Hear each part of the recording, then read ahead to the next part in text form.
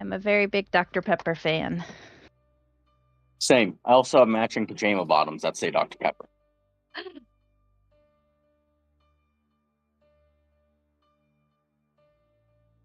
Want. Trying to take off my bracelet. Stuck. Can't calm my dang bracelet.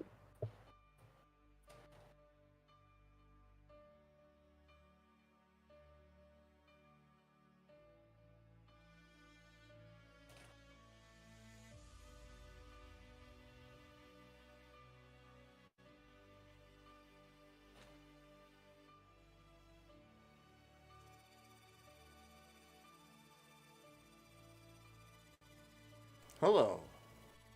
Alright, welcome to D&D. We'll be starting here shortly. Don't forget to like and subscribe and send us money for pizza! Pizza! Other than that, I hope you enjoyed tonight's adventure. We have Emberly playing the drums. On bass, we have Jelly, the Jerry. Strike that, reverse it. On vocals, I believe we got Eltor with a gem and a hologram kind of vibe. And then on keyboards, we got Corbin smoking a twig. Meanwhile, I think that's the party tonight. If I'm missing anybody, let me know. But the rest are missing and or accounted for. We'll find out here shortly as we begin. Does anyone have anything to add or subtract before we start? Let's do this. Everyone, roll Gambit. It is the evening of the Grand Gala, and you have all escorted yourselves in opposite directions. Jerry the Jelly is taken up with Neb and Thal inside of the small ship that is meant to go either to Moonwatch or to Sharn. The decision will be made once everybody reconvenes, after at least Thal and Neb get finished redecorating. Meanwhile, back at Side Booth Inn, where our dear friends Corbin, Emberly, and Eltor have been investigating, well, just after and before they're about to leave, Emberly suddenly clutches her head. She holds some sort of emeralds in her hand, and she collapses, tumbling down the stairs, and is unconscious. Corbin, with your investigation of 30, you can see that she has some sort of emerald claw in her hand. Though she's not holding it, it seems as though it's magically holding on to her, at least in her palm. You also know that it is obviously magic, but some sort of charm, or hold person, or a combination of those things. Do you have a question about the stone currently? Can I cast Dispel Magic on it? You may, and introduce your character. I believe Corbin was... I don't know if the map's loaded up for me yet.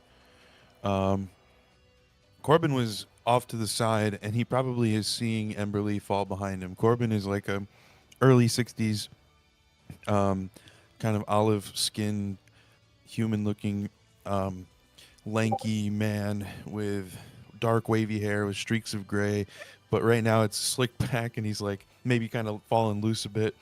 And he's in this like suit with teeth motif. And he's seeing his daughter fall down the stairs and seemingly be unconscious and being like gripped by this emerald claw, dark wavy hair, and I think he just kind of like almost pirouettes and throws his bird in her direction and casts Dispel Magic, and just kind of flies around her. And he's seeing his daughter fall down the stairs and seemingly be unconscious and being like gripped by this emerald claw, dark wavy hair,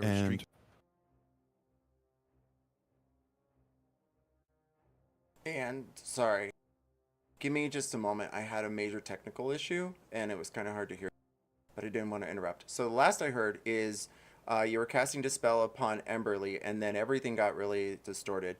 Can you explain to me how you are casting that spell? If you did, can you do it one more time?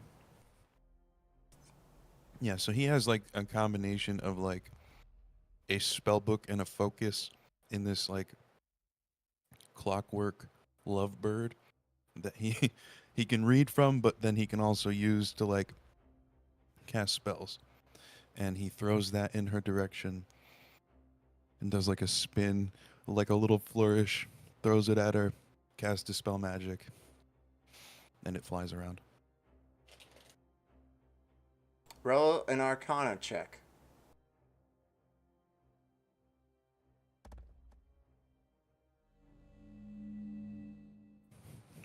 I'm not good at that. Your spell goes whirling around Emberly like a bird, but unfortunately is unable to dispel the trance-like state that is taken over. Her eyes begin to flutter, and she begins to hold the emerald claw, Emerald, with both of her hands.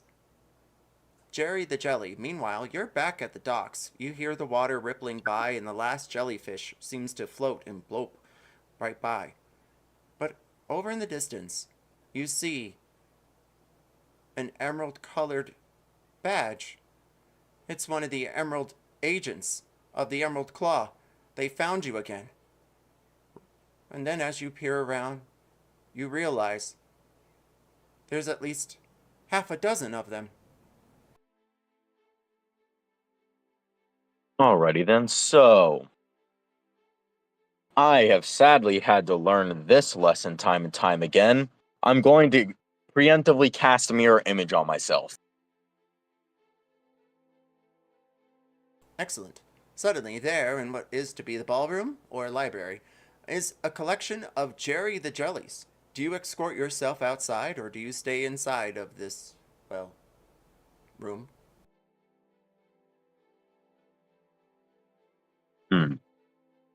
While you ponder... I'm going to go ahead and head inside. And introduce your character. As you walk inside, you see Neb and Thal with blueprints on a table near you. They nod, and then return discussing, well, we put the bookshelf here. Yes, but then if we put this here, we can put the telescope over here. I'm Jerry the Jelly. I am our illusioner.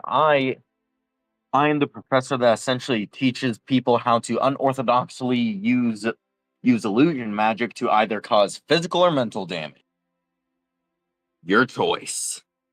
I am a Shimmerskin Sindarin, which is essentially a jellyfish folk whose magic ability is illusions, and I am a multi-class of illusionist wizard and trickster rogue. And any distinguishing features? My skin tone is a kind of a blue mixed with hues of a white, and I have essentially a big floppy jellyfish. I can't even think of the name to call it, but you know what I'm talking about, right? The big Sindarian. The jellyfish hood. Hood is essentially, that's what is the top of my head that kind of drapes over my face a little bit. Google that later. Anything else you care to add? Not that I can think of. Eltor, back at the side booth inn, you stand next to Corbin.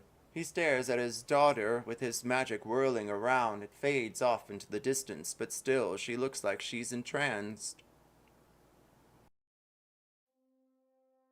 Okay, well, what Eltorin will do, let's see what I still have. Give me 1 second. I think I have some spell slots still left.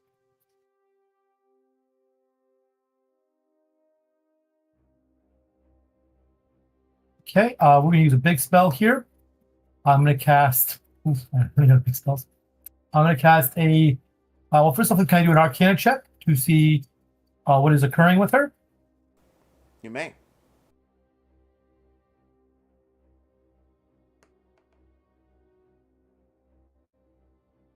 You study her for a moment, and she looks ensorcelled, charmed by the stone in her hand. It's reminiscent of those old hags. They would cast upon their, well, prey, and then lead them into the swamps to devour them. I believe what I will do is I will cast just my own spell magic.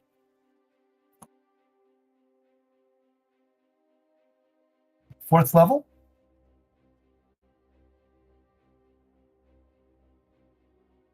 You succeed. The spell drops immediately, and Emberly's eyes flutter back. You see, Emberly, your small goat friend, Mr. Giggles, licking the palm of your hand as the emerald stone falls to the floor. Eltor. What? Oh, sorry. Eltor, please finish introducing your character.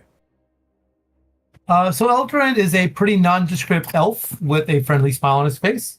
However, he's very obvious of House Orion. He wears fine clothing, tailored to his fit, usually in the colors of browns and more like tans and purple, with the insignia of the House of Orion, which is a unicorn, blazoned upon his on his chest. He has a pair of smaller swords, strapped to his side, and again, he's generally looks like a very easygoing, smiling sort of gentleman, but also very proper at the same time.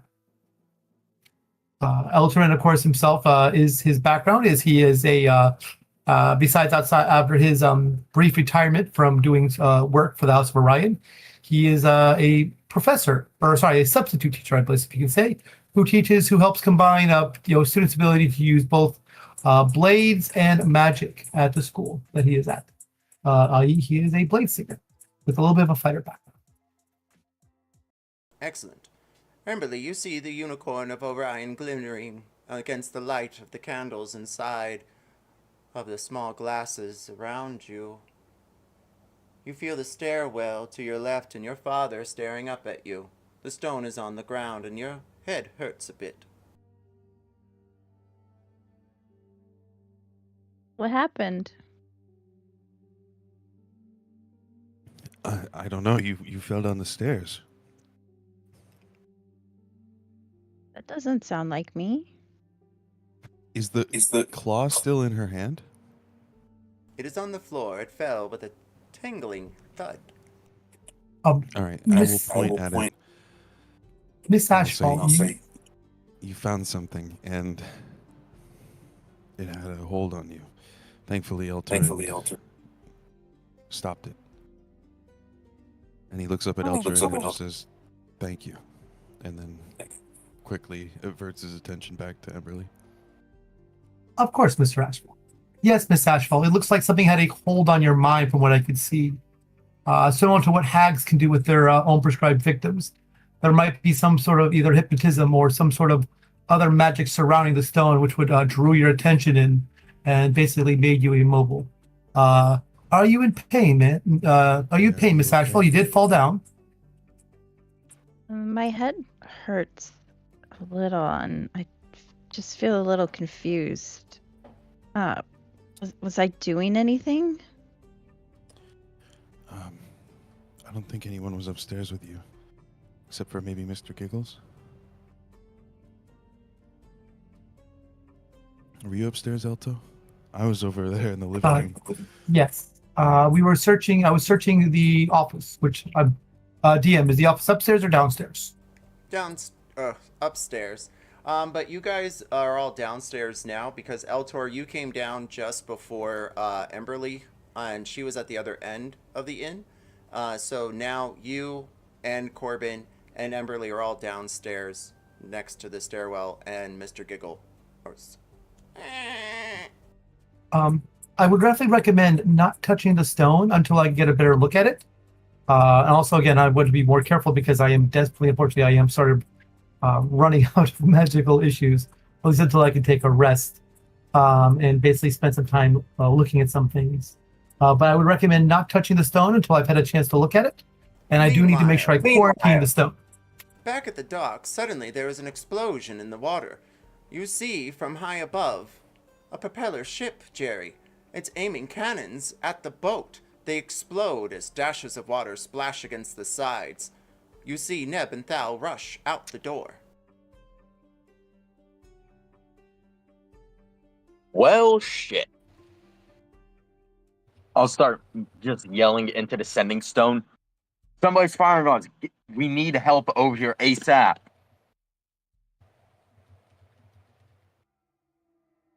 Suddenly, two emerald Warforged appear at the side of the dock. They swing chains in their hands as they whirl them around. And then, one of them begins to throw it overhead towards Thal. What is it they're throwing again? Chains. Chains. Thal is dragged off the ship as the chain whirls around his waist, pulling him closer to the Emerald Claw agents. I'm going to use lightning lure on the one that just got a hold of Thal. Could they make a strength saving throw for me? A jellyfish swims by and goes, "Go, Jerry!" And then That goes was back into exactly the ocean. save. So I'm going to go ahead and use my inspiration point I get for showing up to make you re-roll it. You beast, you brute. What's the DC? Oh, wait. 16, not 15. I feel dumb now. Oh, well, keep the inspiration point. They fail. What happens next? Oh, alrighty then. First, they will be taking 3d8 lightning damage. So that'd be 7 lightning damage, as well as I can throw or pull them 10 feet in a straight line toward me. So I'm going to go ahead and pull them toward me. They move closer to the rickety bridge ladder that extends between the boat and the dock. Thal splashes in the water as the chain releases from around his waist, and he begins to cast, well, we'll say fireball for now. Meanwhile, back at the inn, what are you guys all doing as you hear an explosion, as well as another one from the other side of the sending stone? I am going to use kind of the end of my skirt to grab the claw and put it in my pocket, and then say that we better head off. It sounds like something's going on. Okay. Are you sure? Is there anything else that we can do? I just want to make sure you're all right. I mean, There's bigger fish to fry right now. Did you not hear? Jerry might be the next. DM, can I do a medicine check? You may. And Emberly, roll athletics. Oh, shit. Well, for jellyfish is frying, they better at least have Cajun seasoning. I rolled a Spicy. 4. 25. Well, that being said, Corbin, you study your daughter, and she seems well fit. Well, her wings don't seem to be on fire, and that's a step up from about 2 days ago, when the explosions hit the side of Morgrave. Meanwhile, Emberly, with your 25 on athletics, you tear the side of your skirt effortlessly, and then place a small stone, shaped like a claw itself, but etched with emeralds, gnarly a bit like decaying matter, and stuff it in to your bag.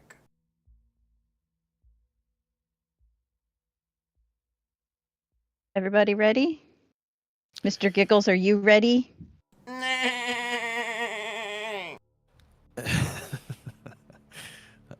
take that as a yes. Okay. All right. Which direction did we hear this? Like, can we just? We heard it over run the to sending stone. Yeah, I know. I guess we would know where. Yeah. Okay. We have to go to the docks, and we have to go now. Exactly. As you leave, you suddenly notice something. The flyers that were put up for the Jellyfish Festival, well, they're being all taken down. And in place of them, well, this might cause a frown. A unicorn, with the slogan, "Handle the unicorn." An interesting slogan with a picture and chains wrapped around the unicorn's waist. It looks as though the handlers are trying to take all 4 districts. They already got the first 3, Algae, Rot, and Mage, with Dagger's End being the last one dedicated to the Orion. Well, just a matter of time, it would seem.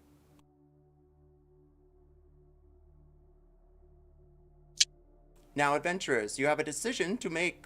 Do you choose to take the rickety old Stix, thanks to the Stix gang, the favor that you have with them and the renown? Or are you going to stick to the main roads and take the alleyways back up and down again and to the... trying to pull up a picture. Docks. This one. Okay, with Corbin's like somewhat military knowledge, like not the best, but would he know that these are like bombs being dropped, like you were saying? Like, is that what he would hear? You hear Thal on the other side, and then suddenly a fireball appears in the sky. All right. I think we should take the sticks, because if shit's falling down from the sky, at least we won't be right under it, right?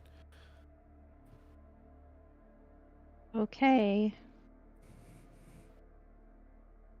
Do you want me to like conjure you like a cold compress for your head or something? No. Okay. Come, Mr. Ashfeld. Come, Miss Ashfeld. We need to leave now. We do not have time. The Mr. Jelly needs us. I'll start running. Like it's his last name. Mr. Jelly. Right. Well, the three of you dash onto the sticks, and they begin to wiggle a bit. You take the bridges, you take the narrow ways, you take the highways, and back down again, and you see the docks there. But however, you must roll survival anyway. Meanwhile, Jerry, roll initiative. Come on, please have better luck than last session. Son of a gun.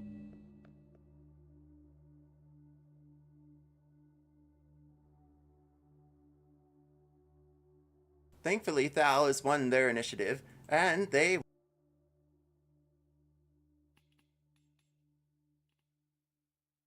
hit the side of him with a small firebolt, and you see Neb doing about the same as they're trying to decide whether to take the ship or wait. But meanwhile, the other forged Emerald Claw agent throws a chain and hits Neb. They begin to get swallowed up into the river.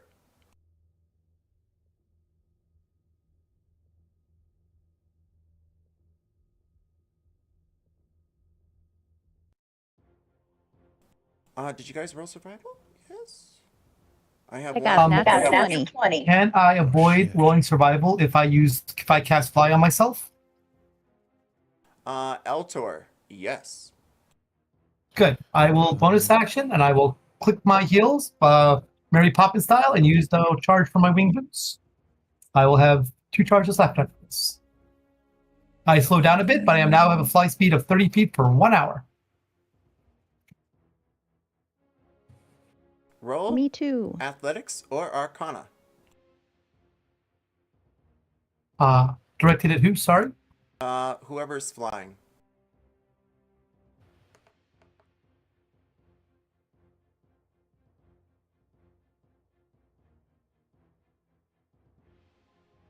All right, Eltor, thankfully with the 28 you take to the skies, and for a moment you don't deceive your eyes. You see an Emerald Claw agent. They're there at the docks. They seem to be waiting for you. Emberly, high or low? Or what's the call? Hi.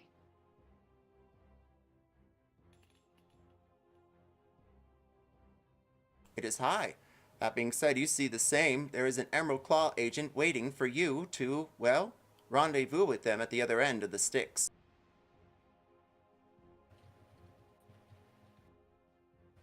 I'm gonna mark them with a ping. This is the machine that goes ping. That being said, Emberly, high or low again? Or what's the call? Low. Boo. Boo. However, it is up to you which way your father chooses to go. With your knowledge, you may be able to escort him in the opposite direction back to the avenues, or take on the Emerald Claw Commander yourself with your father's assistance. However, Eltor is taken to the skies and may enter the map wherever they choose, as long as there is land underneath them, or a column of sorts. So, Eltor, you can move your character anywhere along the map. Emberly and Corbin, I'm going to move you down to the Stix.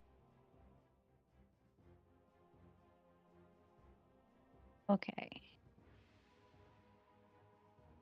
I'll let him go where he wants, but I'll go after the commander.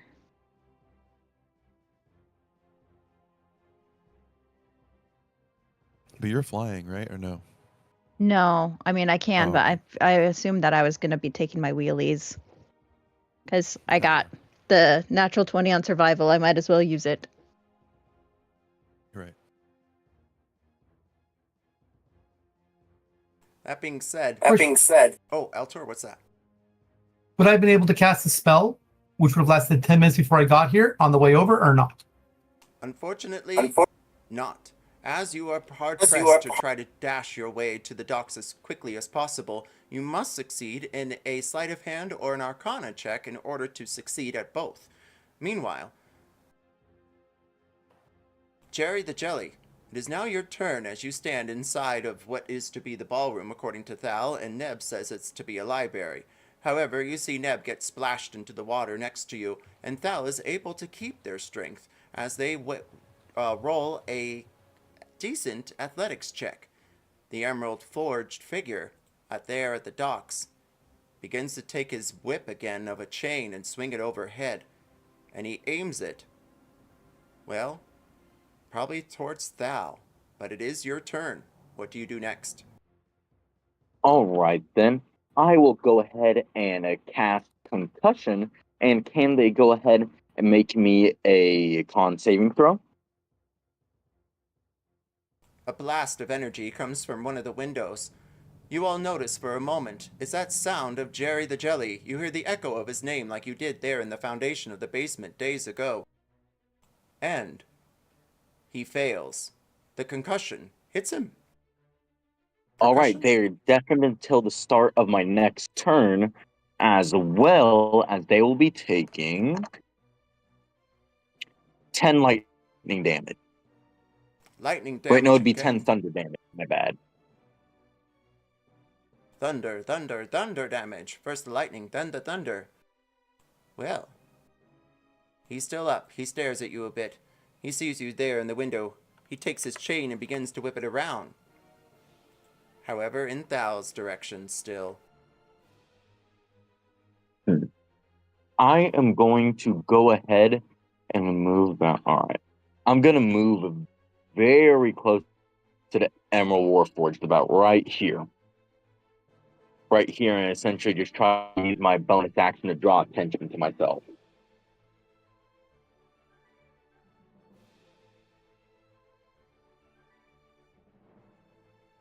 Eltor, Emberly, Corbin, roll initiative.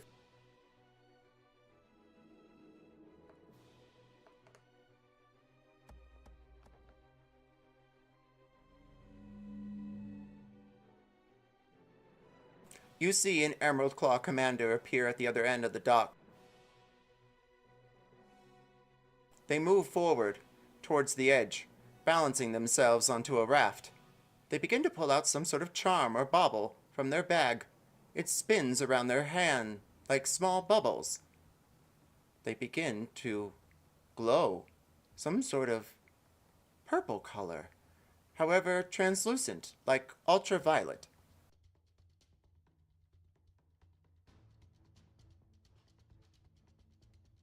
And we are going to do a called initiative for now till I have everybody on the board. Emberly, you have taken top of rounds. What do you do? I am going to pull from my love of fire and create a ball in my hand and throw a fireball at the Emerald Claw commander.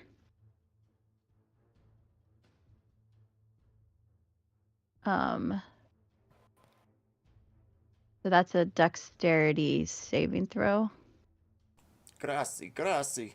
And then they succeed, more than likely. What is the DC again? It's 17. Plus so 2. They do not. Oh, sorry. I'm just doing a flat D20 and then I'm adding on there after, so it's 17 in total. Okay. Do I have something that could make it go away? No. Emberly, high or low? Wait. That's Low. a save for Dexterity. I'll give it to you. I will roll directly from the little button, so be prepared. That being said, you succeed in your spell casting. What happens next? Okay. I will roll damage. So 21 fire damage.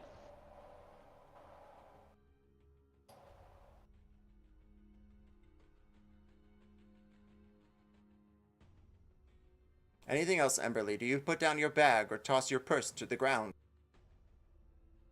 I don't think so right here. All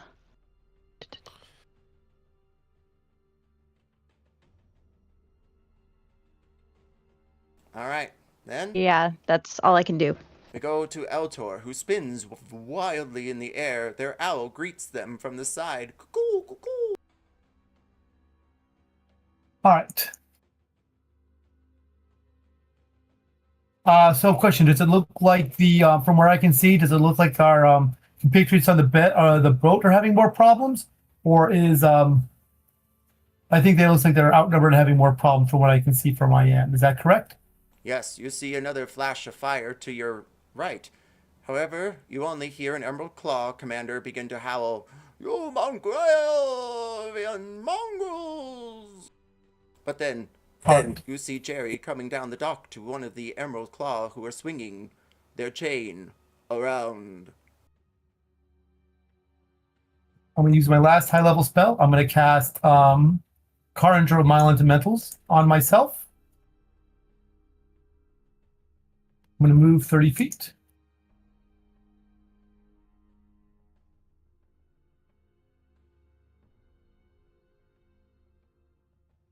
And since the Emerald Claw commander said something, I'm going to go ahead and, as a reaction, cast a Zip It. And then I'm going to cast my last unleveled spell, being Misty Step, which is I cast it from Orion earlier. I get it from Orion, and I get it for being a high elf. And then that'll be my action, bonus action, and everything else. I'll go another 30 feet, I believe, from Misty Step. Let me double check. Yep, I will go 30 more feet.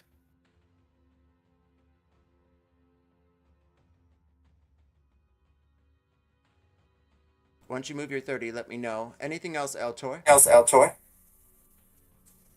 And that will end my turn. So that's action, bonus action, and movement action. Eltor, there on the side, you see an Emerald Claw agent reeling a chain around their head. They aim it at you. They launch it.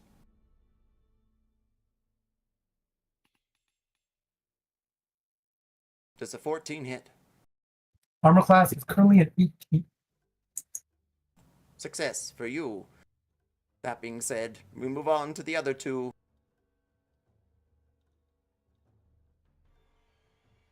All right, here we go. This one's for you, Jerry. Does a 15 hit? 14, 15. Do I have a 16? 15. 15 will hit. So, You take 7 points of damage. And, well, maybe not. What happens next with your mirror images? has a mirror image. Yeah, I have to roll 3d6s. See here. All right, so one of my mirror images just disappears. Like they strike the mirror image instead, so it dissipates as the chains make contact with the mirror image. Glass falls onto the dock and then dashes into smoke upon the river that swirls around Thal. Good job, Jerry. Meanwhile, Woo. the Emerald Claw agent next to Emberly rushes up to her.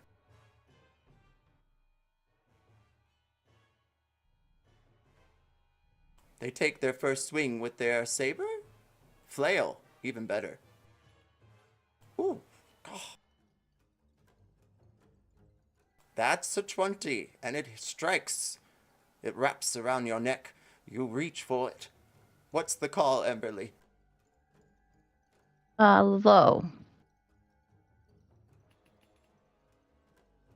You feel as though the flail electrifies. What's the call? Low.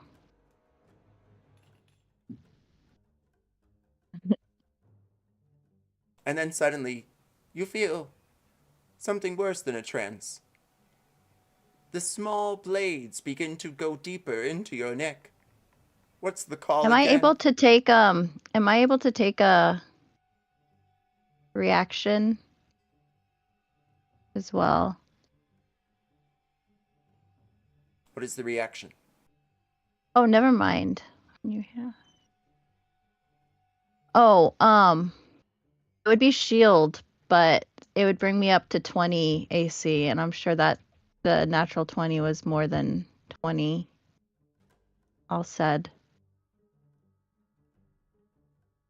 What's the call, Emberly? One more time. I could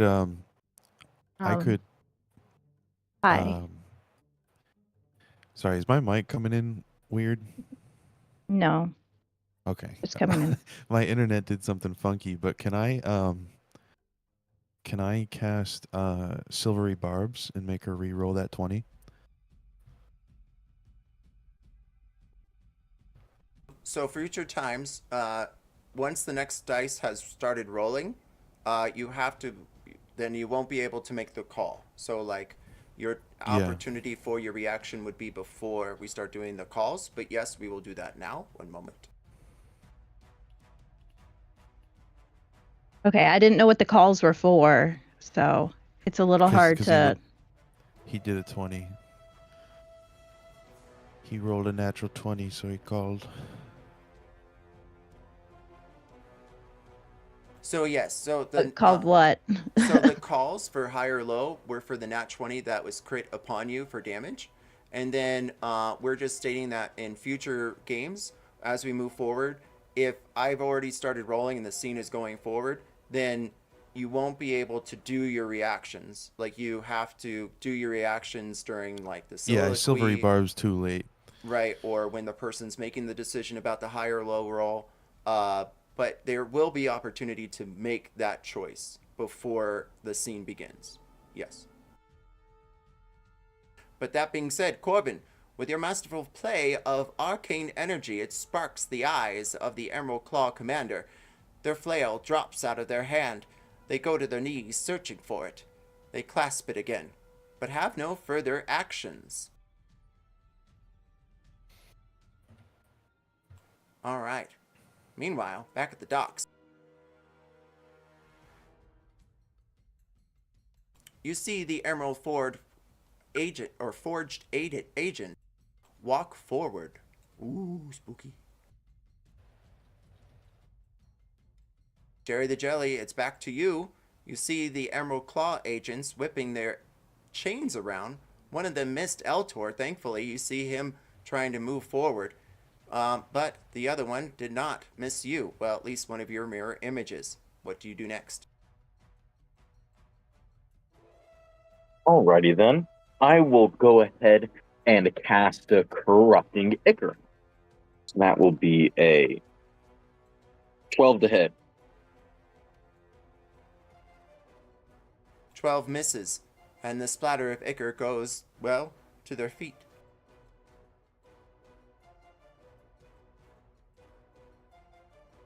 Well, this is a wooden dock, correct? Yes. And the Corrupting Ichor is necrotic damage. So, could it be reasoned that it would start dissolving away at the dock beneath their feet? What's the call?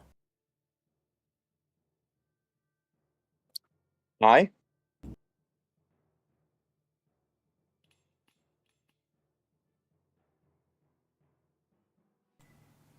The ichor hits the ground but because it is magic, it simmers out as it did not hit its target. However, perhaps there might be something you could train later, with still dealing damage to inanimate objects with your spells after missing your target. You are an instructor of Morgrave, after all. Right then.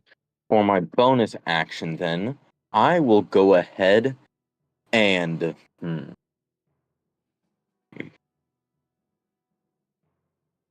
I will disengage as I run past the Emerald Forge. So I'll run back past over here behind him, and my illusions follow behind because of how mirror image works, if I believe, if I remember correctly. Yes, they And stay that right on would be top all of would you, be there. is what they do. All right, that's what I thought. Just wanted to double check. That will be the end of my turn then. Corbin, from the dock you see the eerie translucent purple light begin to glow, and as it does, it gets brighter, and you see the Emerald Claw commander at the docks, near Neb, who seems to be getting closer. They're unable to make any actions as they are still grappled.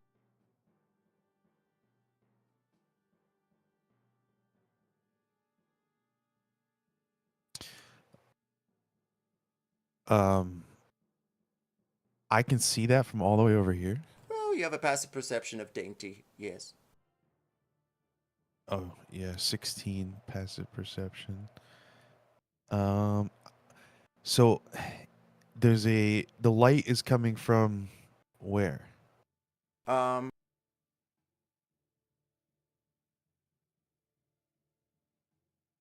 Here. Okay, it's coming from the commander themselves. From the bauble in their hand. From the bauble in their hand. Okay. I don't know that I can do much from that far away. I'll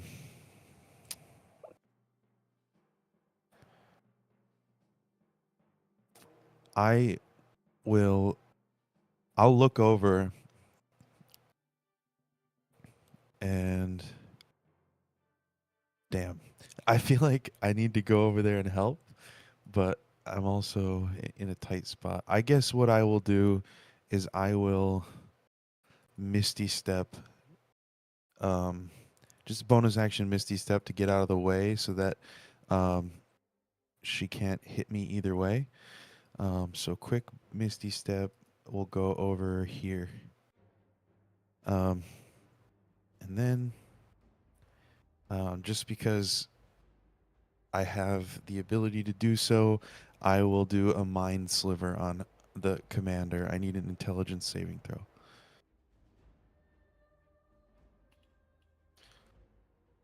The Mind Sliver goes through the back of their head.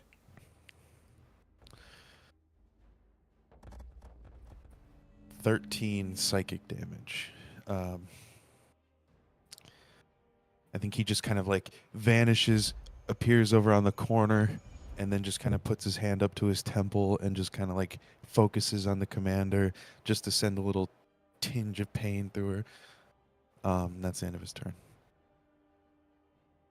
They reel as their head cracks back away from Emberly. And the owl, my dear friend Eltor, is there anything you'd like to do with them this round? I'm sorry, should I have rolled initiative for the owl then? Is what I should have done? Or do you want him to have... Because I was keeping him right below, above my initiative is what I was doing. Yeah, excellent. Yeah, excellent. You want to continue doing that? Yep, all right. So I'll just wait for my turn, and once it goes to my turn, I'll have him do my standard, have him gonna annoy somebody. That's Cool. what he's gonna do. Cool. What the heck he'll do. All right, Emberly, you're up at top of rounds. Okay. I am going to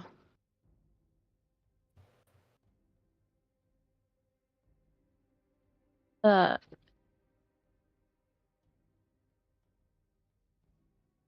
the bot I- break? Sorry. Did the what?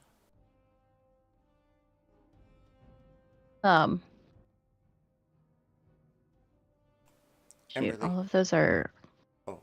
What's Yeah, that? can I hold my turn? Yes. I was just about to suggest that way you can see what happens next on the battlefield. And you have some time before the Emerald Commander goes. Eltor, you are up. As you dash around your eyes, you see a large purple light gleaming at the docks to your left. Can't get to him right now as much as I'd love to. Hegwig will go and ignore this guy here and then fly away. Give bed to my first shot. I'm going to fly 30 feet to this guy here. And then do a superhero landing on the ground. And then spring into spring into combat with my blades. So let's do my first attack on him with my short sword. That I will have advantage on.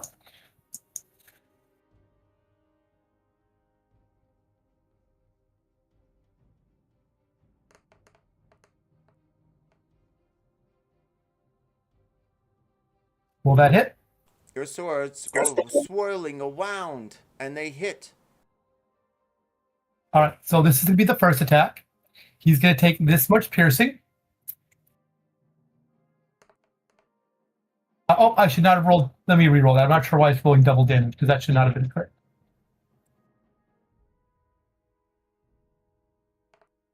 There we go. Sorry, that's what my... Let's see, that was my damage. And then we do he is taking more damage. Give me 1 second. There's a lot here I have to add to this. No props.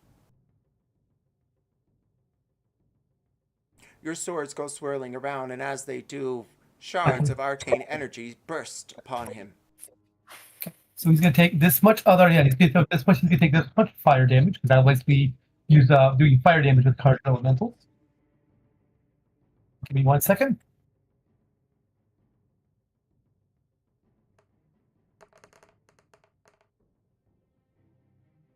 So he takes 18 fire damage. 24 in total. That was just the first hit. And then we're going to basically since I led with the short sword, I will now basically follow up with my second attack being a cantrip, being Booming Blade with my Vicious Scimitar. Because I attack with the short sword, I will have vexed him, so I will have advantage on this roll as well.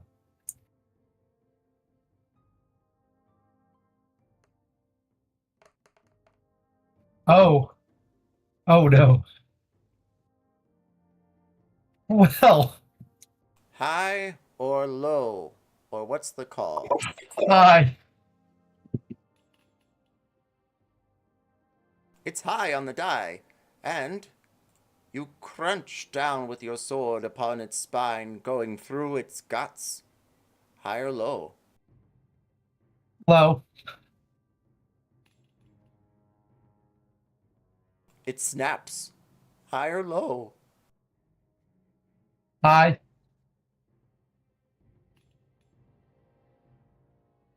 Roll damage times 3. And they receive disadvantage on all future rolls. I don't think it's going to be alive. It could be a second. It's going to take a little bit. So first off, we're starting with the Vicious Scimitar first.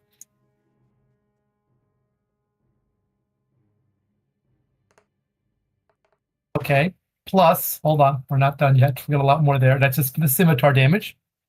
Plus, he also is going to take another this.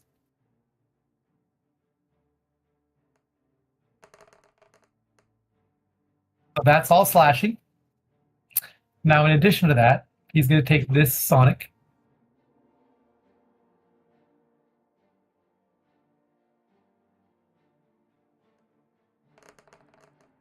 That's for the booming blade. In addition to that,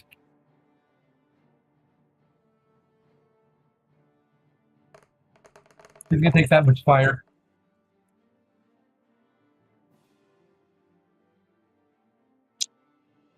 They burst into flames and snap.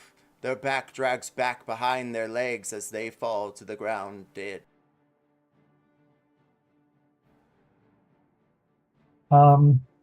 Yeah, I think that's gonna do my turn, because I'm not going to use them. I'm not going to do what's it called right now. It's my action. I'm not going to do my bonus action, and I've moved, so I think I'm pretty much done, unfortunately.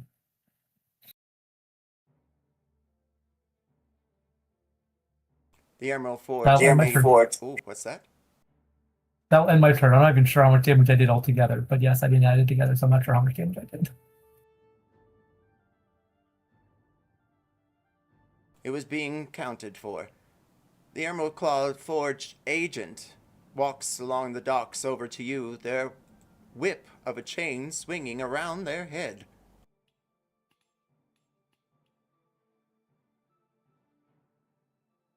Does a 20 hit?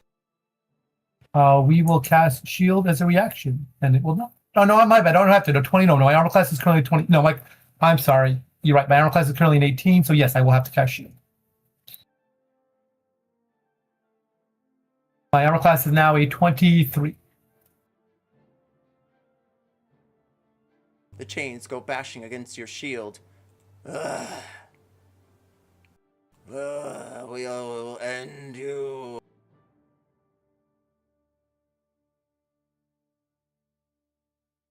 The Emerald Claw agent stares over at Neb, and you see the dash of light begin to whirl around them. The other Emerald Claw agent, the Warforged, on the dock next to Jerry. He throws his whip of a spike chain at Thal and succeeds and begins pulling them closer.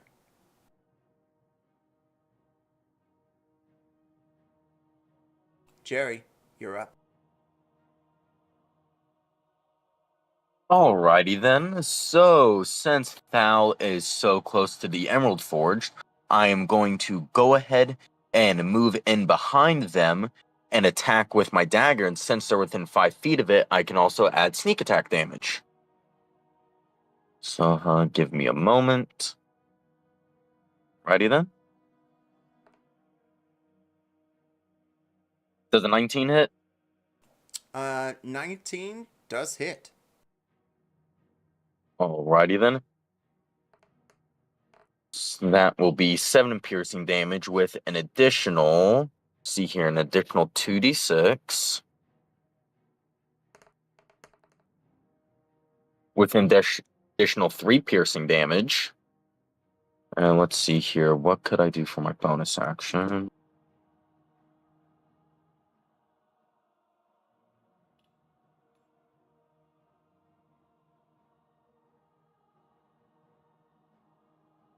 You see Thal try to cast a spell, but just as the chain wraps around them, it fizzles out into the water. Anything else, Jerry? Double checking. No, that'll be the end of my turn. The Emerald Claw agent near Neb casts some sort of spell with the baubles twirling around their fingertips. And Neb is ensorcelled by it, at least the arcane energy. It swirls around them. They crackle with light. It's hard not to tell in the docks there that this bright light is taking one of your friends. Corbin, Amberly, what are your ACs? 15. A million.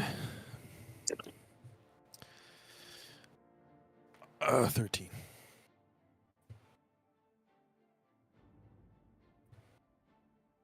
Amberly.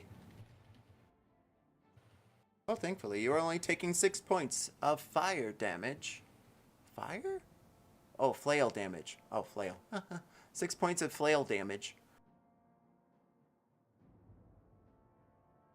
Okay.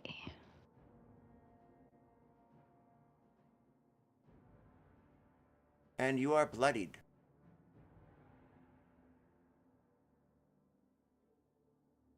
Only if you're at half hit points or fewer. No, okay, so that's it. Oh, well, that's interesting. But then attack number 2 comes whirling at you from the flail on the other side of your face. Oh, it's supposed to be a +7. I don't know why it's not adding that. So, it's going to be another 17 points of flail damage. It's actually necrotic. I don't know why that's not saying that either, but that's interesting. Okay, so your grand total is actually going to be another 7. I know that sucks.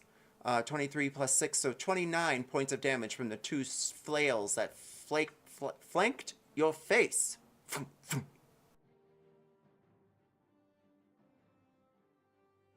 Okay.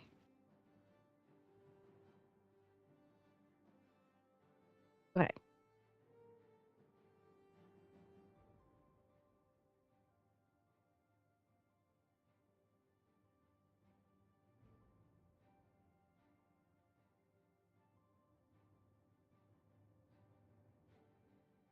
All right, Emberly. Corbin, what did the two of you decide to do there in the docks? Okay, I can take my action now. Go right ahead. I will take my dagger and stab the claw commander in the gut. Roll to hit. Natural 20 plus 10, so Nice. 30. What's the call? Fuck yeah. High.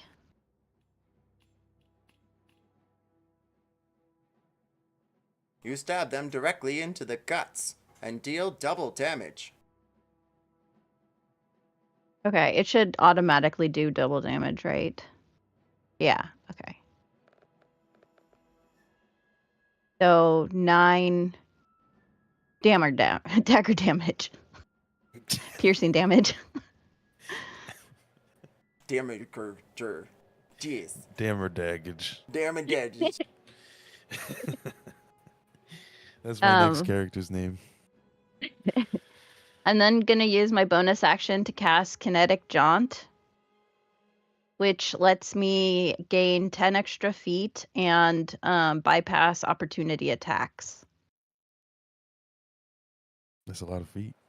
That's cool. So yeah, so I can get 50 feet of movement. Let me make sure I actually click to cast it.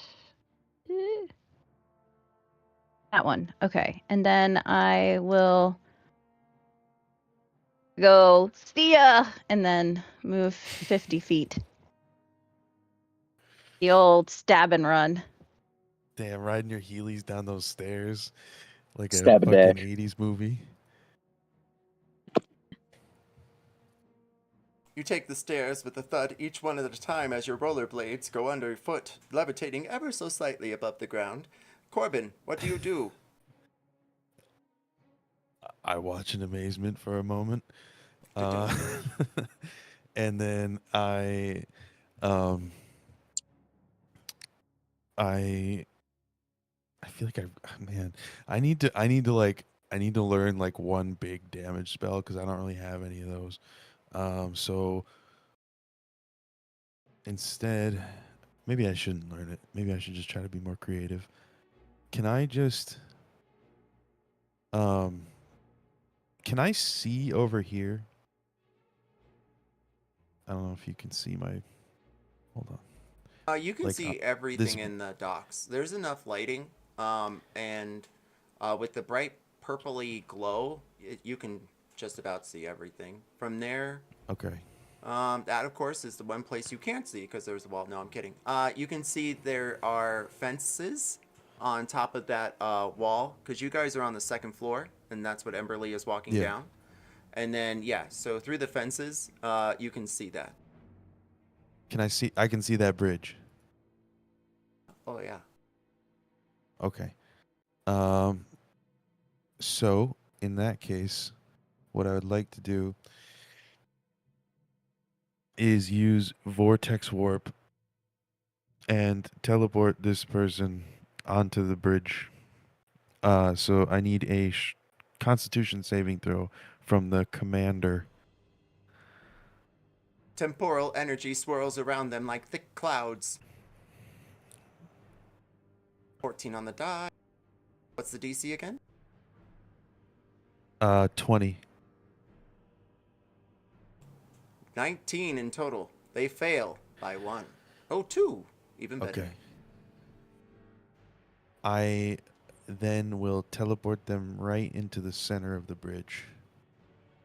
And then how much movement do I have? I have 30 feet, which I could get just there. I will run over there, and I will, I will take the sickle out of my pocket, I guess. Or you know what? No, well, hold on. Do I have a bonus? I have. Can I still? I can cast. Hold on. Wait. No, I can't. Never mind. Sorry. Okay. Then yeah, I don't know. Bonus action. Like, can I start sawing into this thing? I mean, it probably more of an action. So I guess I take out my sickle and I like look up at the commander and I start to cut the bridge.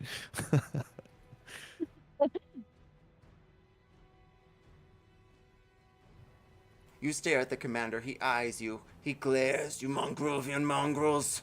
And then he begins to take a step forward, but must wait until his next turn. As we must all, as we're going to take a 5-minute break and come back right around 40 after. Nice.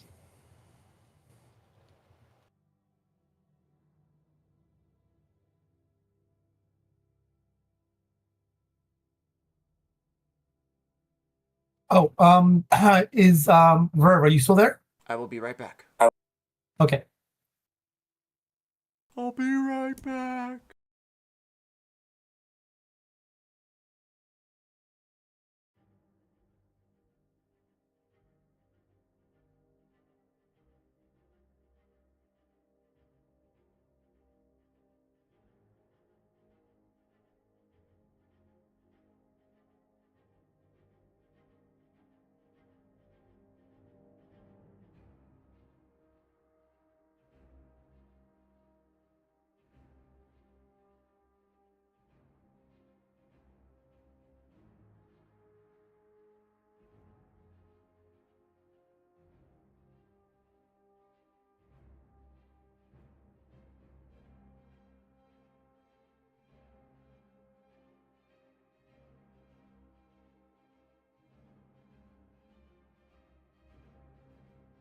I posted something for Corbin when he gets back.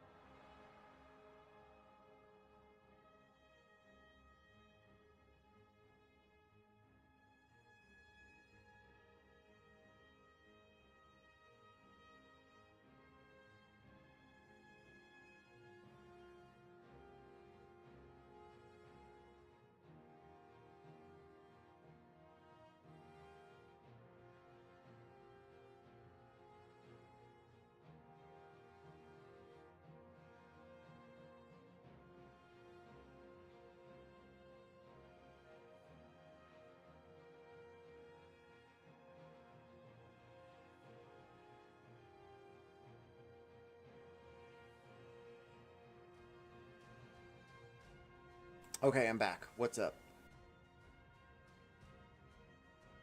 JK, there go. Thank you guys for tuning in. If you're watching us now, don't forget to like and subscribe. We're on YouTube and Twitch under Verve_channel, I think. You can quote me later.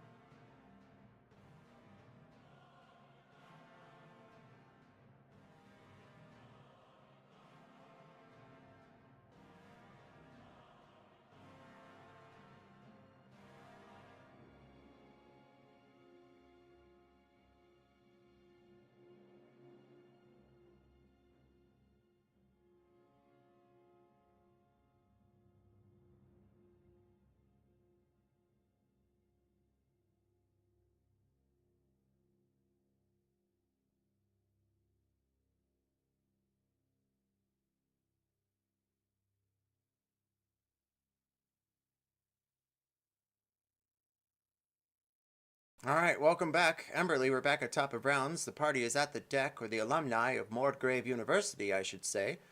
And you see a large Emberly light, or, well, shining light, coming from the other side of the bay.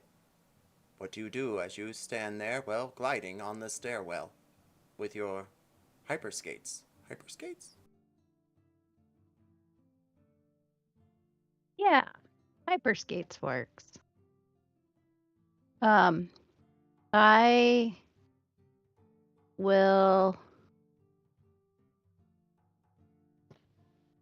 I was trying to. Okay, I will throw a.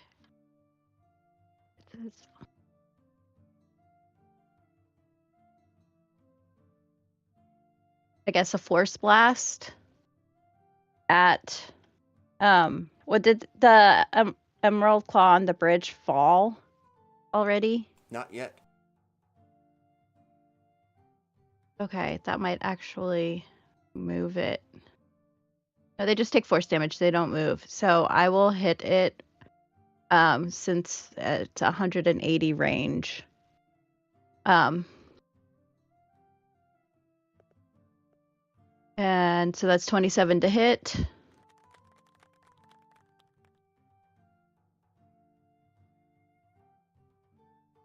Roll damage. I'm assuming. Okay. Oh, yes. You hit. Okay, 12 force damage. And then I am going to move again. I guess a little bit more as the crow flies, since I can fly.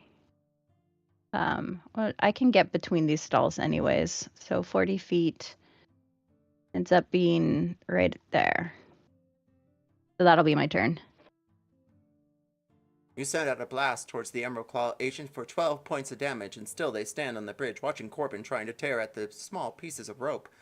And you see Eltor finally on the other side of the bay. They have vanquished some sort of enemy that is, well, decaying, it would seem, or at least set on fire in front of them.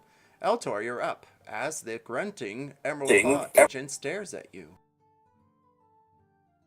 All right. I'm going to have Hegwig go around and avoid the claw person. He does not provoke attacks of duty anyway. So he's going to put the commander, give me advantage, and then fly only 20 feet away because he doesn't have that much space. And then I'm going to barrel to here.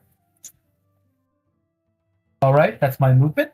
I will basically fly through the air, basically you're trying to avoid objects and whatever else. And spinning through the air, I will start slashing at him.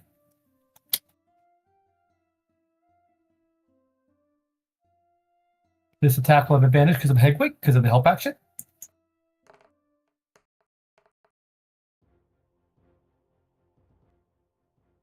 You hit. So you can take that much piercing, plus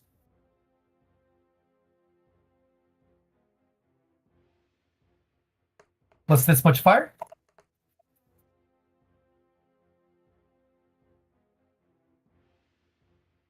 Then basically I'm going to follow up with my second attack, and I will basically, since I'm a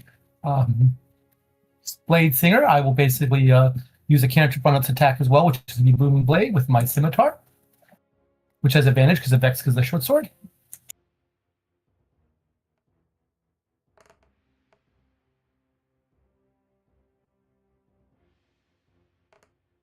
And he will take that much slashing, plus got a whole bunch of dice coming in here. Roll that beautiful bean footage.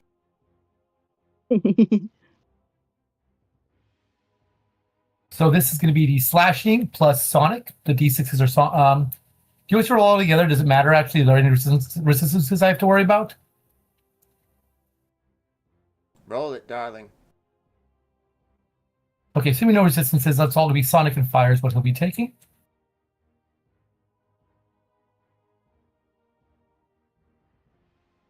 Shoot, hold on.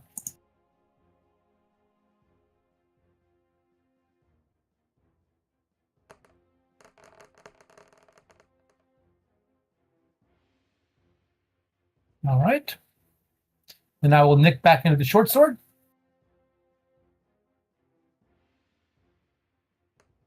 That should not have been with advantage. Let me reroll that.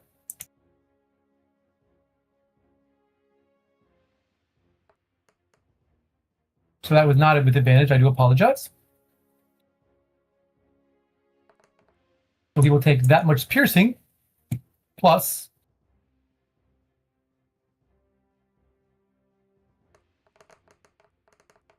that much fire.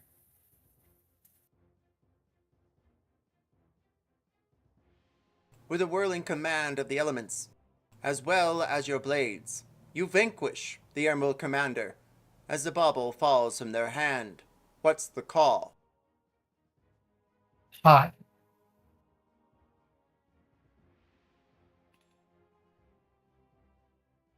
Thankfully, the jellyfish doesn't swallow it up as they pass on by, and it only falls onto the raft they used to stand on. I still have my bonus action and nothing to do with my bonus action because I only have I had 5 more feet of movement, and that's gonna be it. I'm done after that. That's the end of my turn. The Emerald Claw agent that moved up to the docks turns back, and they dash away.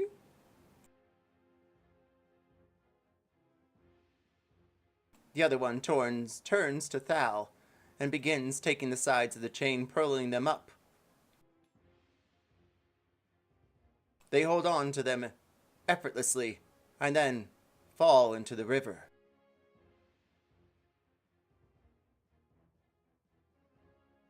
Jerry, you're up as Thal is being pulled under with this Emerald Forge agent. They seem like they're committing kamikaze or something. Give me. All right. I'm going to cast suggestion on the Emerald Forged agent. They are in the water. I'm going to tell it to let go and sink. That would be a wisdom saving throw. As they are in the water, it's going to be hard for them to hear you. You're going to have to roll some sort of Arcana check, because if they can't hear you, I'm not sure how the audible part of that spell is going to work. 27. Thankfully, thanks to your species, your Sindarian ways, you're able to pierce through the water. And, well, I don't know why I rolled that, but we'll roll the save now. Ooh, they fail. All right, and also that will, because it's a concentration spell, that will remove my illusions. Mirror image is not concentration. Blur is concentration. Mirror image is not, unless they changed it. I don't think they did. I believe it, at least when I looked at it, I'm pretty sure it said.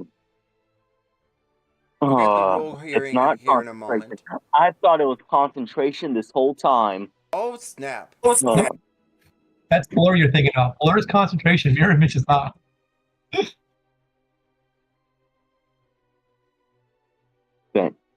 Okay, that works then. Let's see here. So I told them to let go and sing. Then let me think of anything I could do as a bonus action. For my movement, I know I'll do.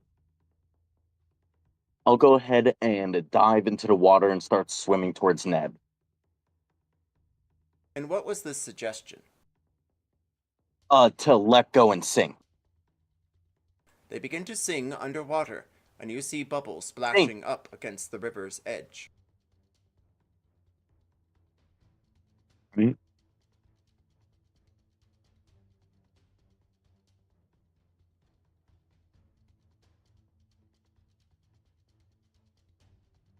Corbin, you're there at the bridge, sawing all you can as Thal takes a breath back up at the edge of the river. What do you do?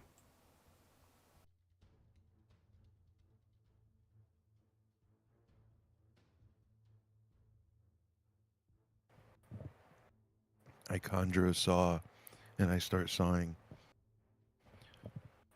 Roll to hit. With an improvised weapon. I'm just kidding.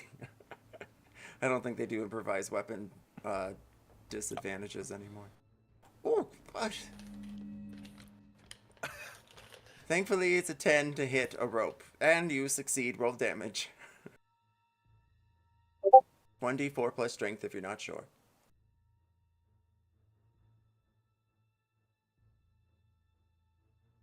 Is that a 0? I didn't roll the d4. I just did unarmed strike. Oh. 3 So points of damage it onto is a the 2. Oh, 2 points of damage 2. onto the rope. Let me pull up rope HP here.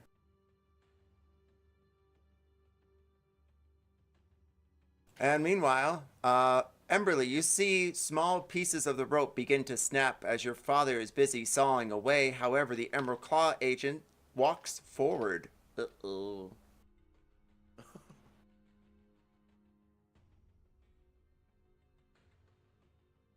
That's not nice. Does an 18 hit you, Corbin? Silvery barbs.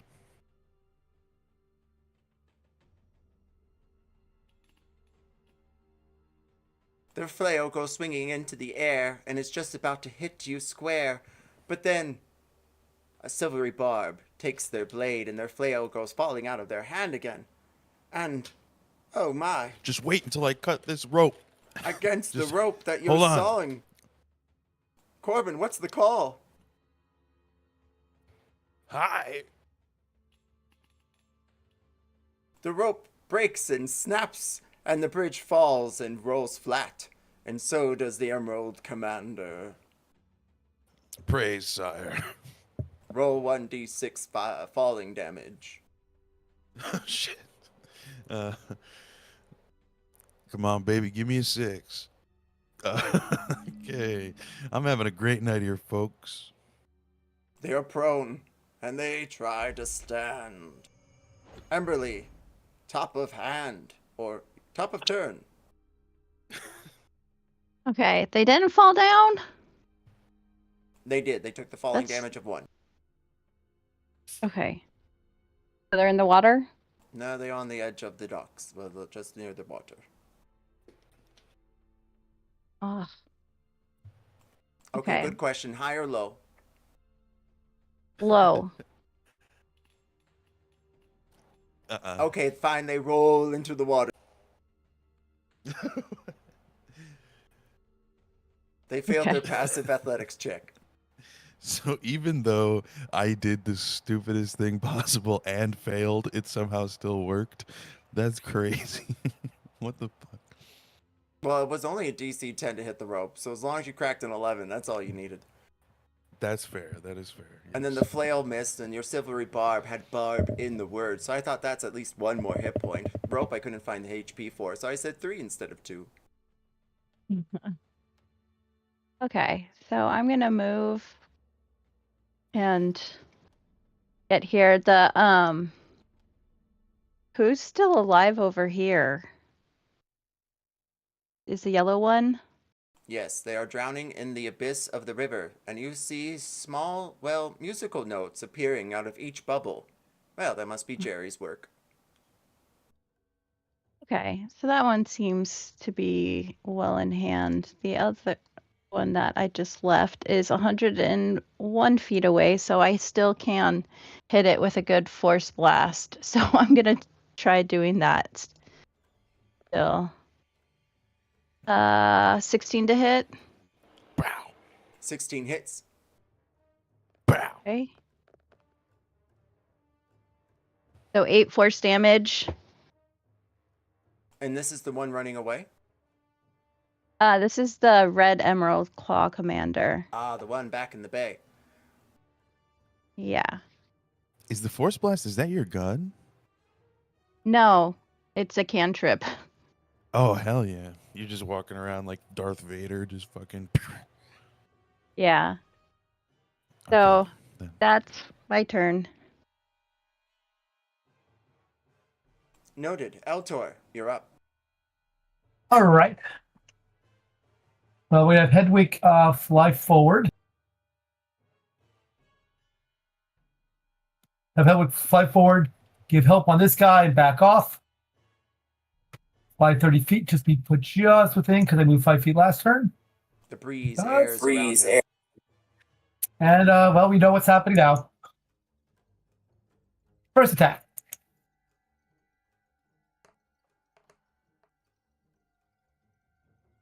.22 hits. Hits. So take that much piercing plus.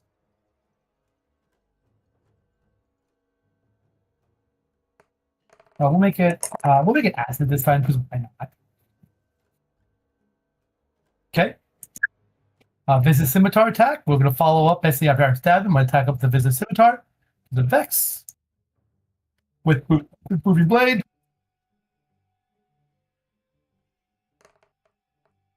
Okay. 21 hits, I'm assuming. Hoping. Roll damage. We're going to take that much slashing plus.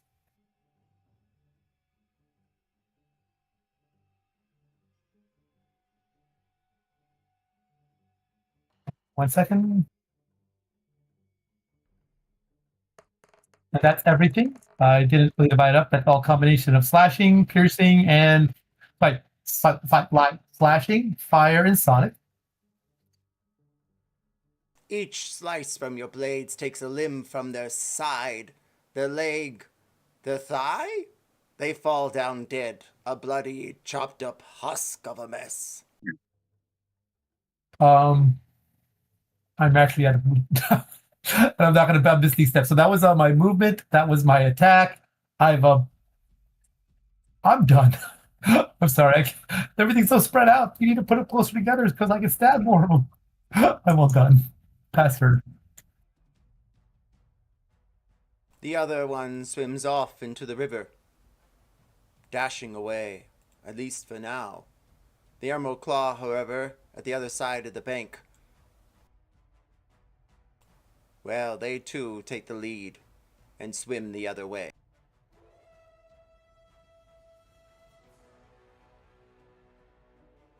Would anyone care to do anything as they retreat? You have one round of actions. If not, they will leave the map and you'll be out of initiative.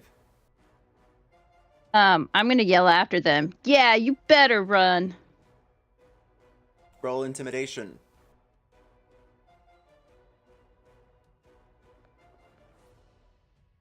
12. They dash further away.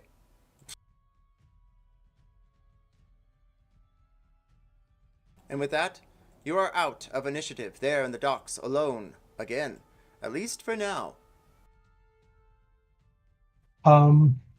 Altran will check on everyone to make sure everyone's okay. And then once he's sure everyone's okay, he will basically snag that floating jewel so we can observe it later as a party and see what it does. And then I will also loot the corpse bodies unless somebody else wants to beat me to it. Roll investigation. Put on my spectacles so I can take a look at these things.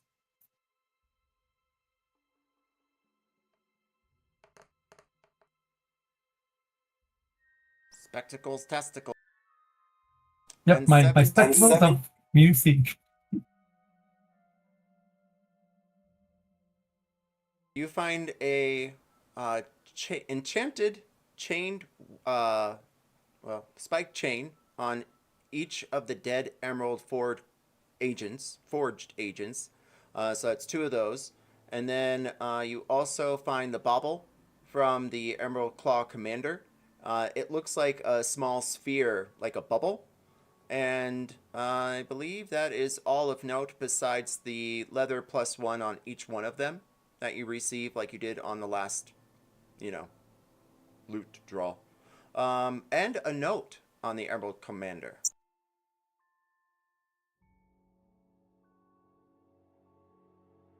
The note will be shared with the party. Of course, the party is aware of all of this.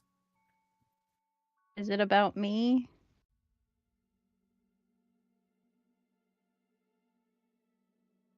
Half pack. Dagger's hilt. Morgravian mongrels. It looks like some sort of shopping list.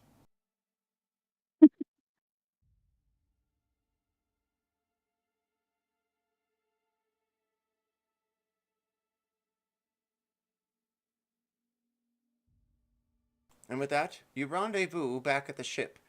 Each of you, tired from your adventures here in Bridge City, must now make the decision of what to do next. Do you venture forward towards towards Moonwatch, or back to Morgrave University, where there is to be some sort of party?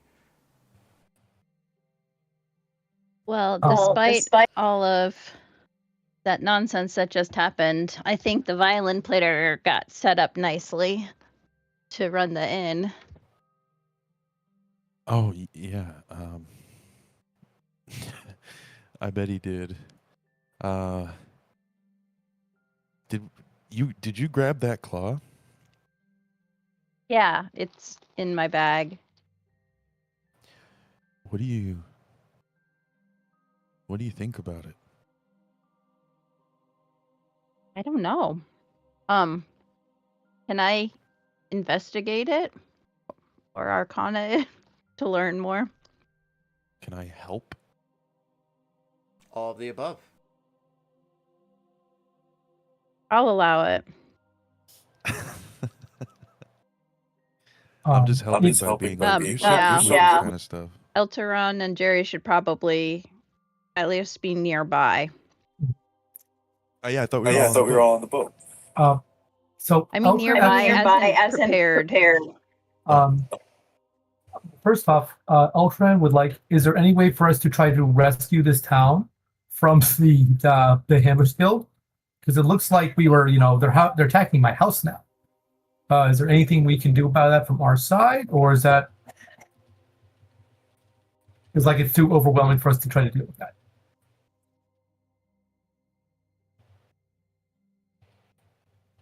This was for the DM. Sorry, did it look like it was like too much of a large situation for us to assist my house with? I'm missing the last word, so assist what with? Oh, so sorry, just to recap, it sounds like my house, like the quarter my house controlled in this quarter is being assaulted, correct? It's political. They are trying to win the next vote towards ruling the district. As you remember, you were at the gala this evening, and they released how they want to take all 4 districts and make it into one large griffin in a symbol of solidarity towards the handlers, one of the factions here in Eberron. Are they trying to accomplish it through violence, or? So far, it just seems like, well, posters. Oh, okay.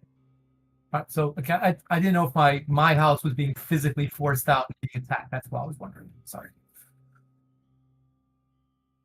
Roll history. Meanwhile, what are the rest of you doing?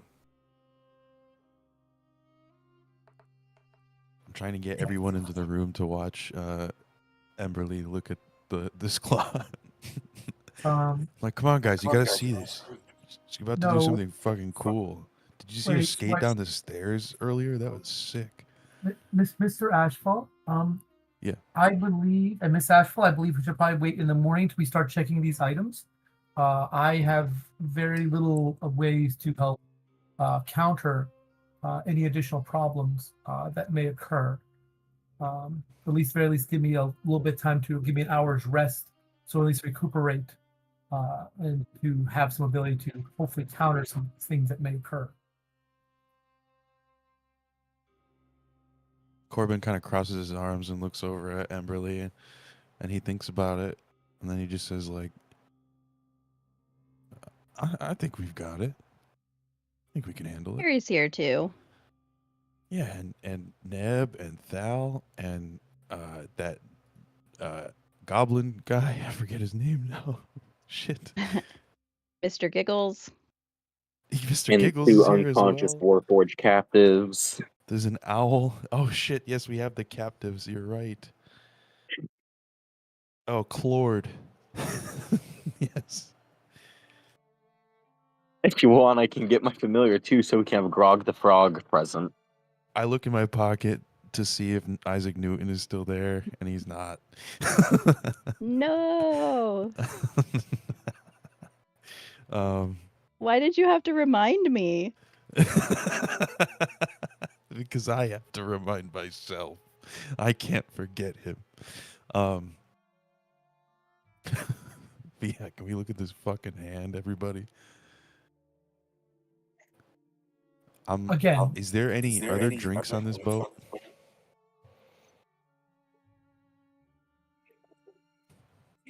it would be most prudent, again, at least to give me at least wait an hour. So at least I can basically do a The little thing more I don't studying. like though is that you're like talking about it like as if you're the savior, and it's kind of rubbing me the wrong way. I'm sorry about that, Miss Ashfall. I'm just trying to make sure that we take all the proper precautions. And unfortunately, again, I'm very low on resources to be able to assist with something like that if this occurs again. Well, we have other people here. I think I'm gonna look at it.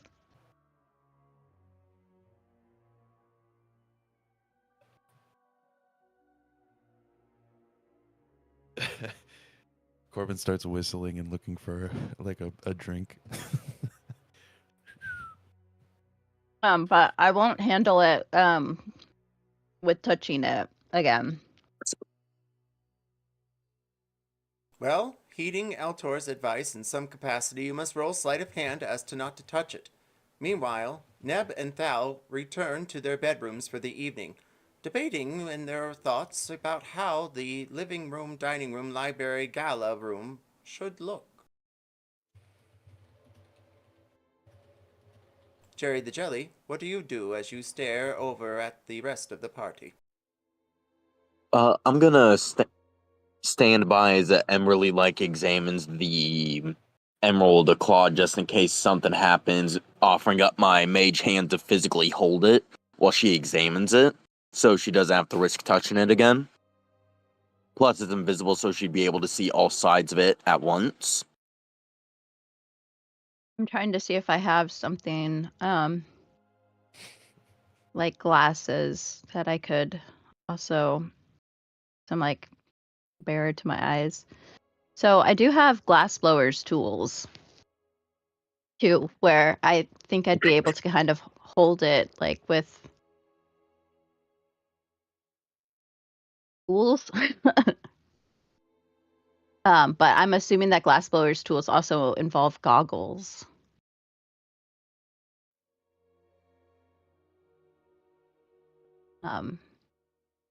I'll roll sleight of hand. 21. with advantage if you so choose. However, you may take the help action from the hand at any time. Do you want to take the 21 or the 26? I'll take the 26. As you all settle in for your long rest, the ship begins to pull away from port. Corbin, you find yourself downstairs in one of the lower decks. Each room is enchanted with a small portal of sorts, and it looks as though, well, Thal and Neb took every chance they could, and almost like they do an identical blueprint to your room there in Morgrave. It's almost disorientating as you feel the ship moving underneath. What are you doing for your long rest? My long rest. Huh.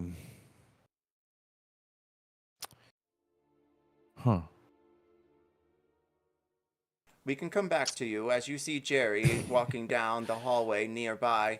He takes his key into the lock and turns it.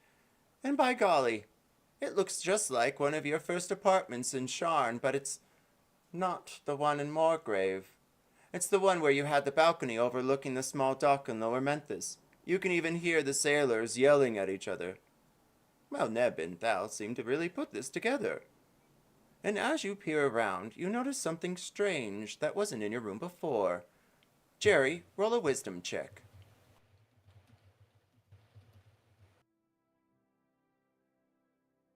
Eltor, you walk down the hallway, passing the other two into your room, and it looks just like your apartment. Well, the small one you have in the small little town or village. Sometimes a city, depending on how you look at it. But it's there on the side of Kyrie. Not Kyrie before the morning, no, but Kyrie after. It's your outpost, the one you use, so then that way you can figure out more about Kyrie and what happened with the morning. Maybe be able to sort it out together as to what has occurred that caused the morning in the first place. With your wisdom check from earlier, high or low, Eltor, or what's the call? What wisdom check? Was a history check from before. I'm sorry if I said wisdom. Wisdom. That failed miserably. High or low? Higher. Low. With that being said, you ponder a bit why the unicorn would be struck with chains. And then it dawns on you. The handlers and the unicorn used to fight centuries ago, when the half-elves were first evolving themselves into proper houses. High or low? Hi. And you think this is some sort of revenge. However, you always thought that the unicorn prevailed in the end. Meanwhile, Jerry the Jelly, what is your long rest action? Ooh.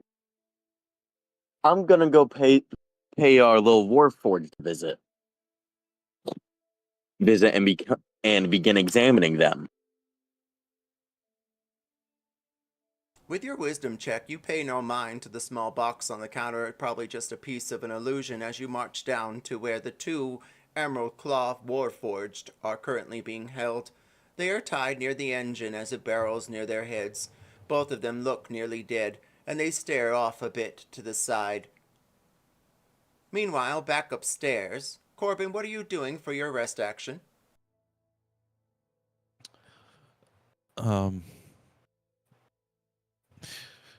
I think Corbin has a plan, but I think he would also wait until like others were asleep and quiet before going back to his room. So if anyone else hasn't gone yet, but I guess everybody's done theirs, or no? Emberly, back to you. As you're studying, the hand moves around you, and you're able to place the stone in front of you. Well, it looks more like a gnarled hand. Roll history before you begin. 19. With your 19 on history, you bring a candle near but it doesn't twinkle a bit, no. It seems as though it doesn't even turn or gleam. And then you wonder a thing. Perhaps it's enchanted in a way that it has its own silhouette. Its own arcane makeup, it would seem.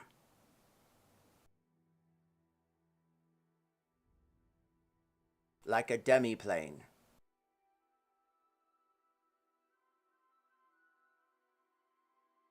Well, that being said, what do you decide to do next? Huh.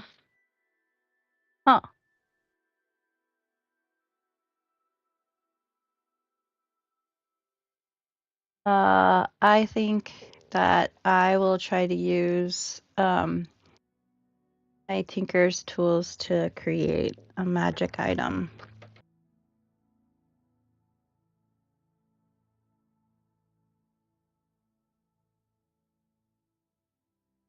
Using the claw?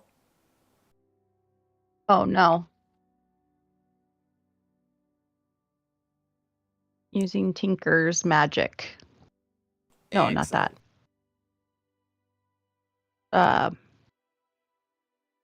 An artificer thing. Excellent. We'll come right back to you. Eltor, what is your rest action? As you sit there in your room, you stare out. You feel the breeze from the Kyrie glass hit you like sand. Well, I think we do easy stuff first. We are going to, after I take an hour, hopefully take an hour rest to get some spells back, with preferably some dispel magic or a counter spell. And then after that, I would like to basically do a couple rituals. I would like to cast Identify on the flails and on the glowing gem that was glowing. And in the meantime, I'm going to basically set up my enchanted violin to play music to relax myself as I try to determine what these things are. So, are you using Identify? Yes, I'm casting the Identify as a ritual. Okay, excellent. If you can message me all the items you are identifying, and then I'll go over them. Bam, bam, bam. And then back to Corbin, and then we'll rendezvous with Jerry. Corbin, what do? You hear Jerry leave his room. He walks down towards, you can only guess, the engine room.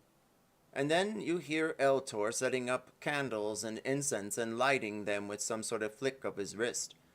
They begin to gleam a bit from under his door as you stare out from the hallway.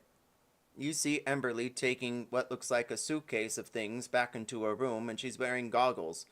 Oh, gods, she's about to do something.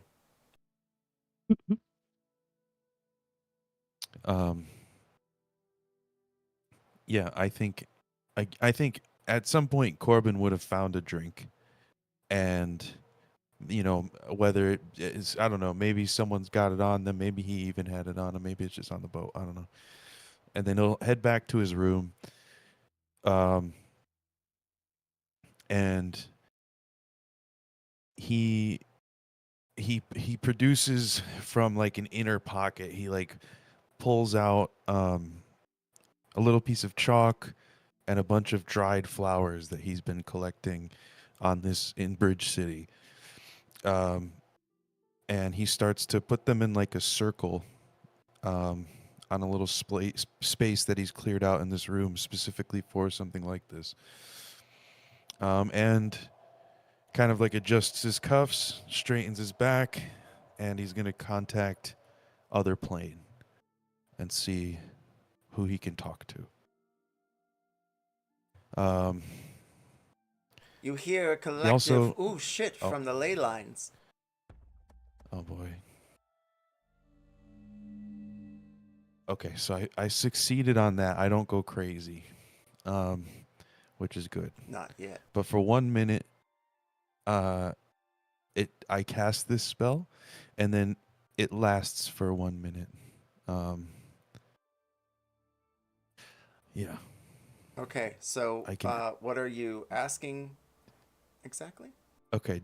Do you want me to tell you what the spell says, or do you know how it works already? I have a vague idea, but you can go ahead and tell me because I'm curious what your questions are going to be. Yeah. So you mentally can contact a demigod, the spirit of a long-dead sage, or some other knowledgeable entity from another plane. Contacting this otherworldly intelligence can break your mind. I saved that, so I don't really have to worry about that. Congrats. But you must, on a successful save, you can ask the entity up to 5 questions, and you must ask them within a minute.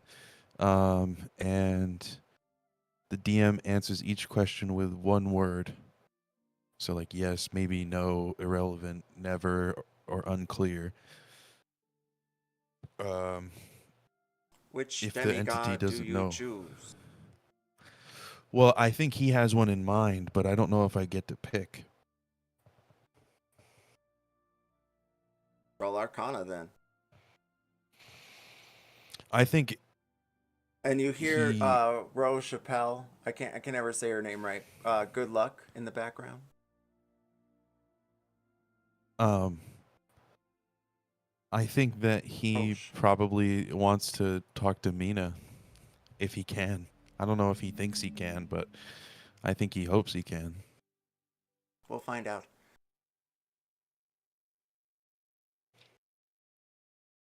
Jerry the Jelly, you're there in the engine room. You hear the beating of the engine nearby, the propellers going and taking this little steam Archon engine back to, well, some direction. What are you choosing to do for your long rest action as you stare at the 2 Emerald Claw forged agents in front of you? I'm going to investigate them using the one lightning spell I have to see if electricity affects them at all, and just testing different things, essentially.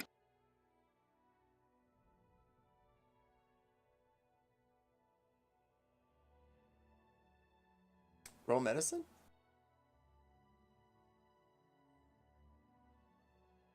Did I persuade you into investigation? Awkwardly, sure.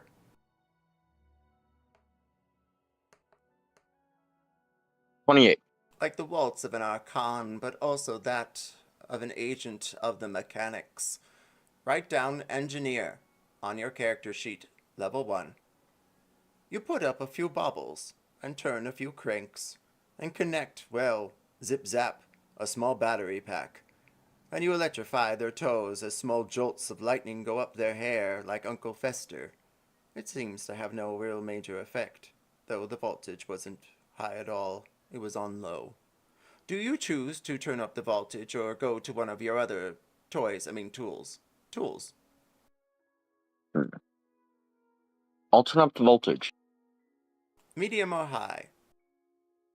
Medium. And then you fry.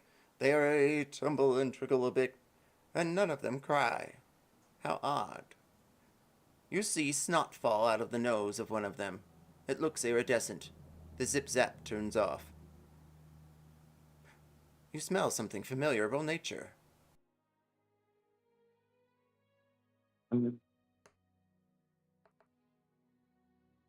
I'll go ahead and use an inspiration point. Nutmeg? Sorry, I'm accepting fate at this point. At least it's not on that one. Cinnamon. Or some other ground, well, root? Interesting.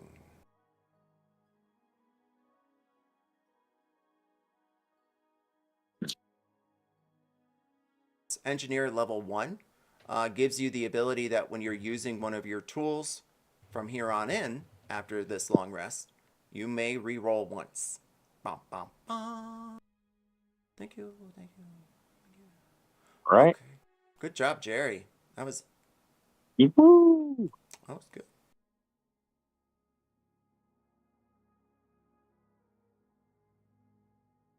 Corbin, we'll come back to you. I do need to know who your deity you would like to speak with is going to be. Oh, well, I already told you that. It's not. It doesn't have to be a deity. It could be a demigod or just a spirit of someone that was very smart or some other knowledgeable entity. It could be really anything that would be on another plane. It could be a devil. It could be a demon. It could be all types of things. I think he wants it to be his wife. I think that's what he's hoping for, but the chance that that's possible, I don't know. It's up to you, I guess. Well, I'm going through my books of many things right now, so we'll see where we land here in a few moments. That being said, what are you doing over there, Emberly? What are you making as we hear cranking glass and breaking things?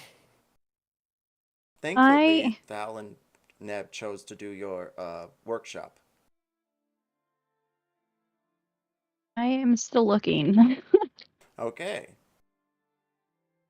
Eltor. Received your message. The flails, they were just going to be a regular flail, and then they hit for 1 or +7 necrotic damage.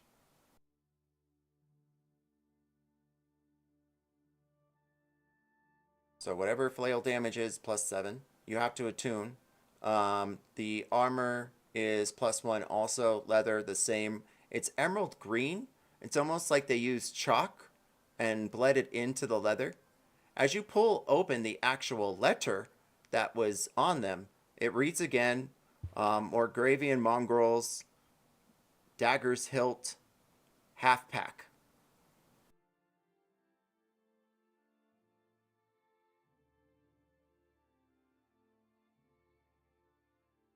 And the glowing gem, which I will not do until at least I have taken an hour rest, at least I can get back like a counter spell to be on the safe side. All right, then that brings us back to Corbin again. Unless, Jerry, there's anything else you care to add before we begin this entities. What was the glowing gem that I identified? It hasn't been an hour yet, as you just said. Oh, okay, good. Okay, sorry. There's nothing else I can think of unless I can somehow shock them awake.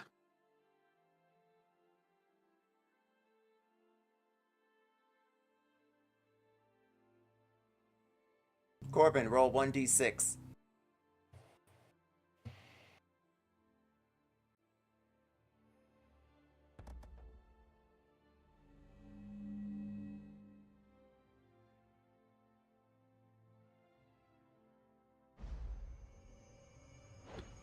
Are you sitting for 5. this?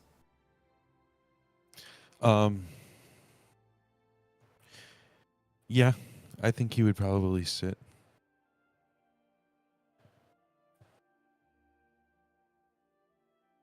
Your eyes awaken as you sit there meditating on a pillow upon your bed. You look around. It's an old ruins underfoot, made of limestone again. You see vines that look like some sort of tropical jungle, and you see birds with large head feathers of purple and blue swoop by you with long tails like a debbiecock. That was a peacock, but not. And then you hear a rumbling underneath. Roll nature.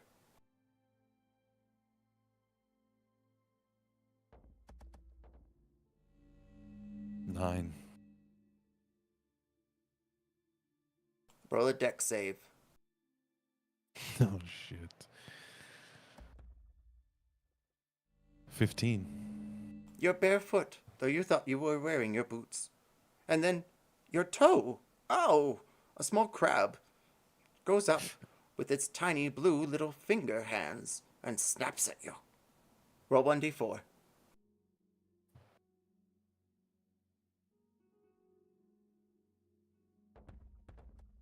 1.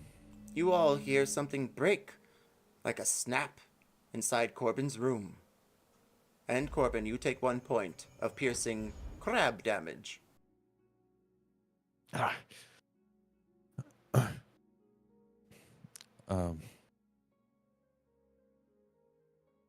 Can I pick the crab up? Roll sleight of crab. Sleight of crab coming up. 16. You pick it up with your thumb and finger. It's small, no bigger than maybe your palm. It snaps at you again with its tiny blue feelers.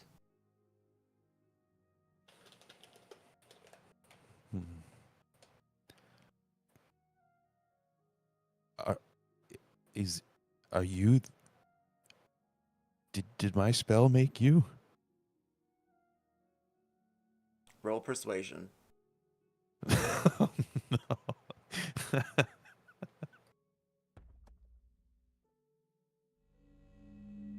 14. Not bad. And then suddenly, you hear nothing but the wind and the cawing of some sort of cooing from a schmooggle eating out of their cawed mouth from below.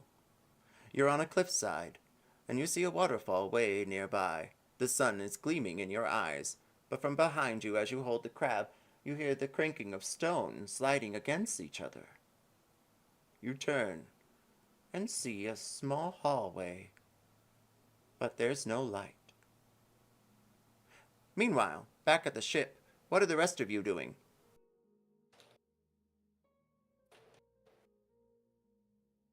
If none of you investigate Corbin's room, Eltor, it's been about an hour. You still hear breaking glass and slamming metal from Emberly's room, and then you hear a blast, but not a blast, more like the word blast, but that's all. Sounds like something from Neb's. Meanwhile, the glowing orb that you picked up from the Emerald Commander, well, it's a bauble of Resender. It's attached to some sort of teleportation, though you have to cast it. It seems as though she died before she was able to use it.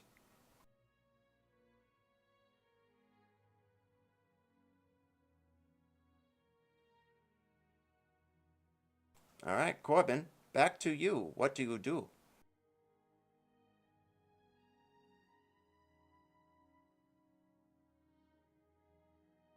No response from the crab, right? None whatsoever. It just seems to snap at you with its feelers. All right. I try to put him in my pocket where Isaac Newton was. And then I walk down the hallway. He dashes against the side of your bag as you walk down the hallway. No light whatsoever. You're in some sort of shabby tank and shorts. You have no sandals and only a small bag. But thankfully you have your glasses. As you step forward, you're able to see that it's complete darkness. Do you have night vision? Do changelings have? I don't know. Hold on. As you I step don't think forward, so. you smell incense. What's the call, high or low? Hi.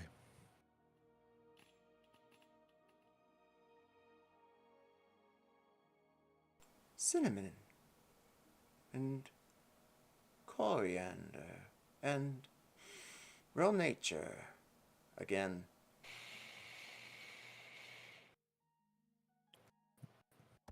If it's a natural 20, you gotta say cardamom. Okay, never mind.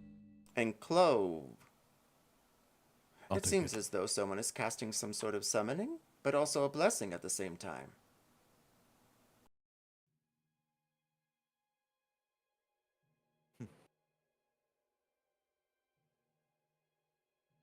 And I still don't see anything? Not whatsoever. Do you continue stepping forward? I want to take the crab out real quick and like tap on him to see if he lights up. Roll a dexterity save again. 15. You try to tap at it, but it grabs your finger, and it's grappled to the end of you. Roll a D1d4 again. Okay. Bing, crash, smash, boom. 4 different things inside of Corbin's room. Well, Emberly, have you decided what you're crafting? Yeah. Andy Beyond is going very slow, so it just disappeared again. Oklukin Bandor. God bless you. Or God's bless you. Or Gesundheit. You say Blandor? Oh, actually, that doesn't work. Okay, I'll do the Prismari. No, yeah, Prismari primer. Smoke fills the room, as you crash down a small hammer. And what exactly did you make? It is a book. A textbook that, let's see.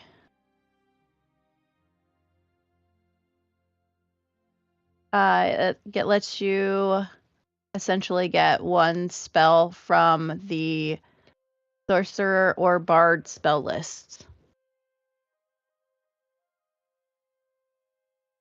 Nice. I have a sound effect for that somewhere. DM's taking a small rest also. Alright, what? We're only 2 hours in.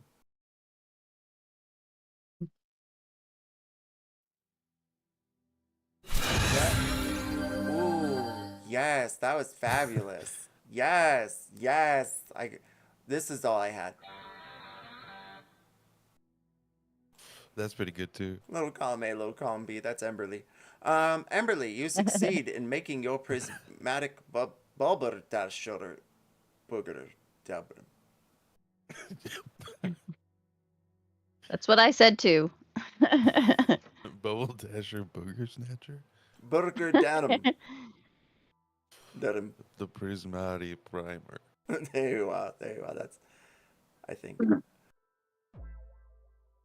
Jerry, anything from you? If not, we're taking a 5-minute break and we'll rendezvous back with Corbin inside of this hollowed out temple. Yeah, you keep stalling. You keep stalling. I know think- you're afraid to answer my questions. I think I am good to go. All right, 5-minute break. Grab your waters, grab your snacks, pet your dogs, Grab pet your your lore cats, book. get your lower book on. Don't forget to chirp at your birds or feed them, or look at them squarely in the eyes and say chirp. But Challenge them. challenge them, exactly. Like Tweety Bird. Chirp, chirp, mother squeakers. Is that your next Eric Cockra character? You just... Oh, boy. I can see it now. Looks like Foghorn Leghorn.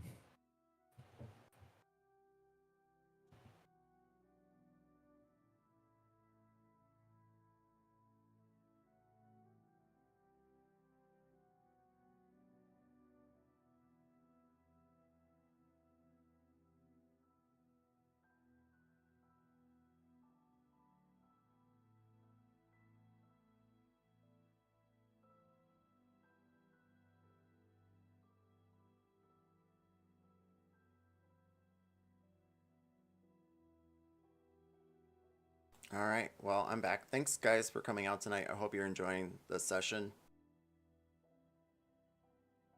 I am curious. Having a blast as always.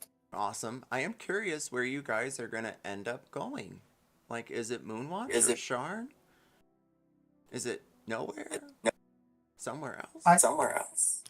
I really want to go back to Mrs. Von Tat, mainly because I don't like carrying around 15 pieces of Lancaster on me. That makes me very uncomfortable. My character is very cautious about things, and I could either just I don't want to hold on to her any longer than normal. So I'd rather deposit her with a more competent, hopefully more powerful caster who might be able to contain whatever this is. Because right now I just want to burn it. I don't like these specimen jars I have. Okay. Makes sense. What was that, Corbin? Did I say something? Did for a moment. I wasn't sure if you were going to add about the Moonwatch Sharn debate. Oh, well, I was just gonna say, that's a good reason to want to go back. But I was also before he said that, I was just thinking about how Thal's not here anymore, so we don't really have that obligation for now. They seem to be enthralled with decorating the ship. Yeah, but I think going back makes sense anyway. Question is Thal going to be joining us at some point in the future? I know Neb was taking a breather or had some stuff going on. Is it the same thing for Thal? So Thal is going to be back next week, they said. And then Neb is, right now, they are on the bench until they respond in some way or capacity of things. And then if they just show up, that's fine too. But they've been out for 3 games now, so I'm pretty sure they're rendezvous somewhere. Out there. And also, I believe I was tasked by Thalian's mom to bring him back to her, I believe. I have 2 reasons. A, just to bring him back to her, and also B, I'm creeped out by what I have in my bag. Oh, by the way, if you could just, the gem, if you could just send me a description of the gem. But yeah, that's going to go into, anybody wants that after I find out what that is, because it looks like that's an item which is not going to curse us or hurt us at all. So. Yeah, I would just write down Bobble, Emerald Claw Agent or Commander. That'd be it. And then, yeah, that would be enough. All right, we're gonna start again in about 40 after, as Corbin is there inside of the dark room. He smells coriander, cinnamon, and clove. Someone is summoning some sort of blessing? You're not sure as you continue to walk forward there in the darkness.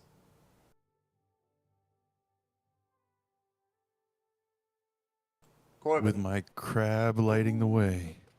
That being said, as you walk forward with the crab in your hand, snipping at the end of your fingers, roll a dex save again. No. Okay, fine. 5. You fall prone, but not onto stone, but a pillow, soft and velvety. You try to stare up. It's not as big as my pillow, though. Shut up. The one you stole there at the Bank of Sharn, just about a day or 2 ago. And You have no proof. Yeah. Allegedly. I'm saying to the DM. What's the call, Emberly? No, I'm kidding. That being said, The cops break in. She's fucking making a bomb in her room. How'd you get on this boat? We're boat cops. Just normal artificer shenanigans. Just my boat. What, you don't have a boat bomb? Everybody should have a boat bomb. boom, bomb. That being said, kind of like Yuffie. Oh, don't ask me to say his name correctly. One Piece. Anywho, so Corbin, you fall upon a pillow velvety and soft. You stare up and you smell the aroma whiffing at your nose. Roll insight. Okay.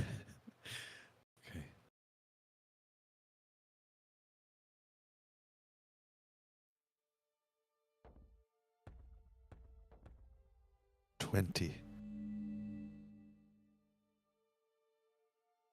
And then you hear a whisper behind your ear and breath down your neck. I did.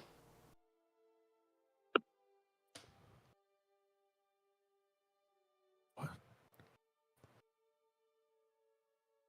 I think you asked a specific question. What did I ask? Well, we'll come back to you. Meanwhile, the ship pulls out into the river bank, and now a decision must be made by the party that is currently not having things flying around their rooms, smashing into them. That would be Corbin. The rest of you must choose. Do you go to Sharn or Moonwatch?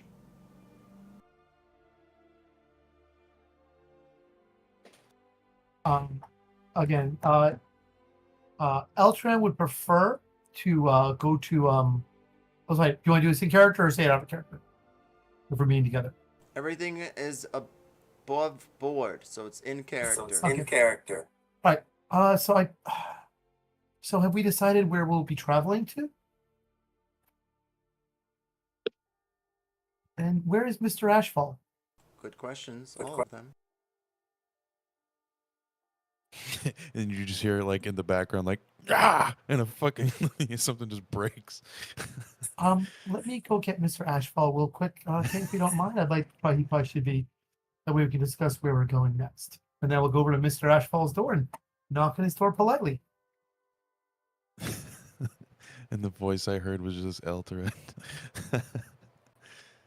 I love how Emberly The whole time is like, forget whatever's happening with my dad. I'm busy making this, but whatever. Yeah. It's pretty much like a Saturday night for her, but on a Friday. Yeah, exactly. Yeah. All He's right. gonna do what he does. So, Emberly, your vote is for Sharn or for Moonwatch? And you may Where's state the your place with the case. ball? I want to go dancing. Sharn. That one. That's what I said. And Jerry, same question, and you may state your case. Moonwalk. I like your moxie.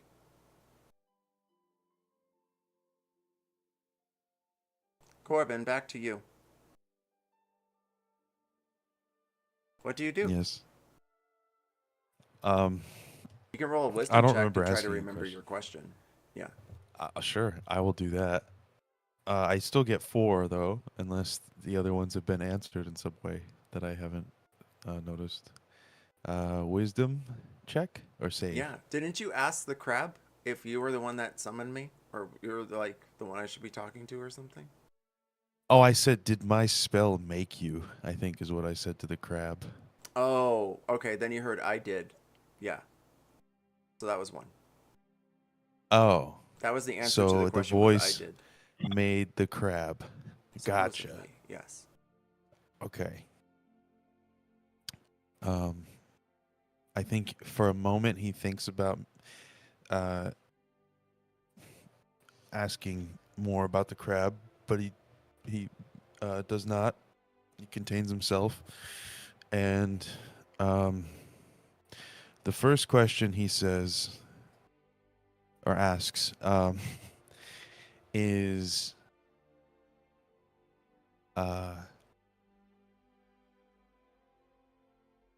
he's gonna say, is Emberly in danger?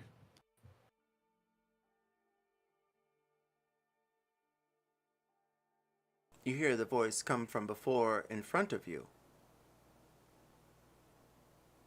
Yes.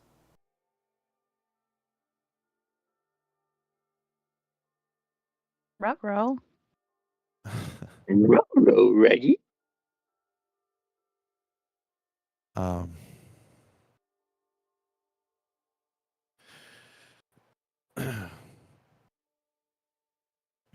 Is it the Emerald Claw? No, she says. You can tell she's feminine. From her voice tones, the way she rolls her accent. She's speaking to you. Well, in some sort of broken Elven, at least. What languages do you speak? Common, Dwarvish, and Halfling. You have no idea what she speaks. But for some reason, you're able to tell what she's saying.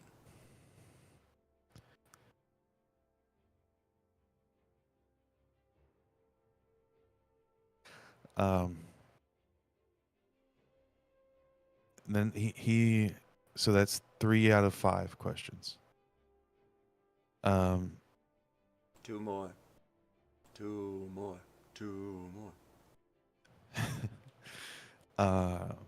Okay. Roll 1d4. I'm gonna say, what's in Moonwatch? You all hear breaking glass as Eltor matches the hallway. You hear the door creak open, and it's from the force of energy in front of you, Eltor. It looks like the majority of his things, even his dresser, is spinning around on its own. There seems to be some sort of pot with a plant that floats by and smashes suddenly against the wall.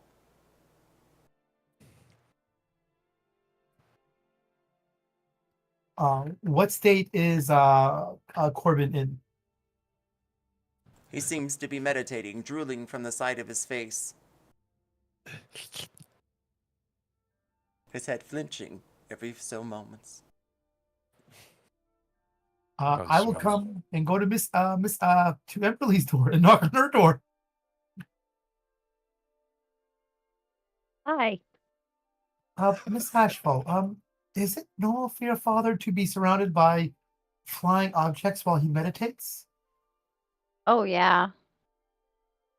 Are they talking to him? I don't know. It's quite chaotic in there. Are they like office supplies or are they alive creatures? I saw a spinning plant. I heard breaking glass. He's sitting there and sort of drooling in the center while he meditates. Okay, that sounds harmless. I mean, there's no like rifts opening into bad places and monsters pouring out. Is that normal? I would say unusual.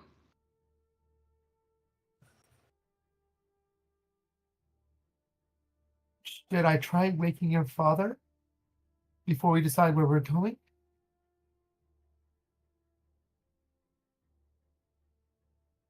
Yeah. Do you have any tips where I can wake him without causing further problems? I think if you just dump a cup of water on him, or maybe a whole pitcher. Okay, I will try that. Thank you, Miss Ashford. That way you don't have to touch him. And Alfred's going to start looking for a pitcher of water then, so we can dump it on Corbin. Roll investigation. Sounds good. Corbin is like blowing raspberries. There's like spit coming out.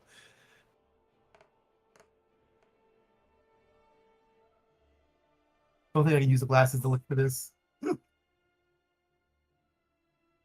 Meanwhile, Corbin. I can answer however Yes. I want. One She'll word. say that in Drow. Or I guess it needs to be one word. But if it would be misleading to be one word, then you can add like a couple more words. That's what it says on the spell. So I have 2 more left. I am going to say What is in Moonwatch? yes, that was what I said, right? Okay. Life. And then you hear, Life. suddenly, life. Life, life, life, life, life, life, life, life, life, life, life, life, life. All these different voices, speaking in different tones, different creeds, different dialects, different words. And they all seem to echo in this chamber of darkness.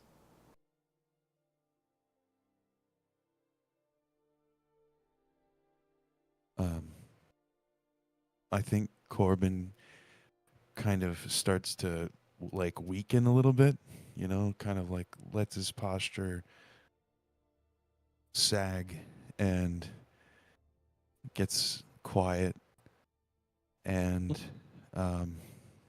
he just says, "Will I ever see her again?"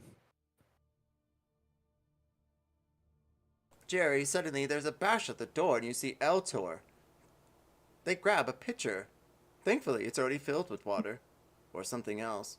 And you see Eltor for just a moment. The two, well, looks like Emerald Forged Claw agents are, well, tied to the side of the ship. And there's things, different tools, you could say, connected to them. They seem to be, well, Their hair is standing on end.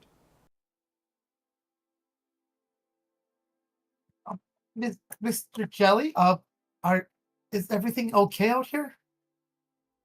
Oh yeah, everything's going fine. Just looking for results is all. What type of results are you looking for? Some way to wake these damn things? You're trying to wake them? Well, yeah, I'm gonna use them to get information.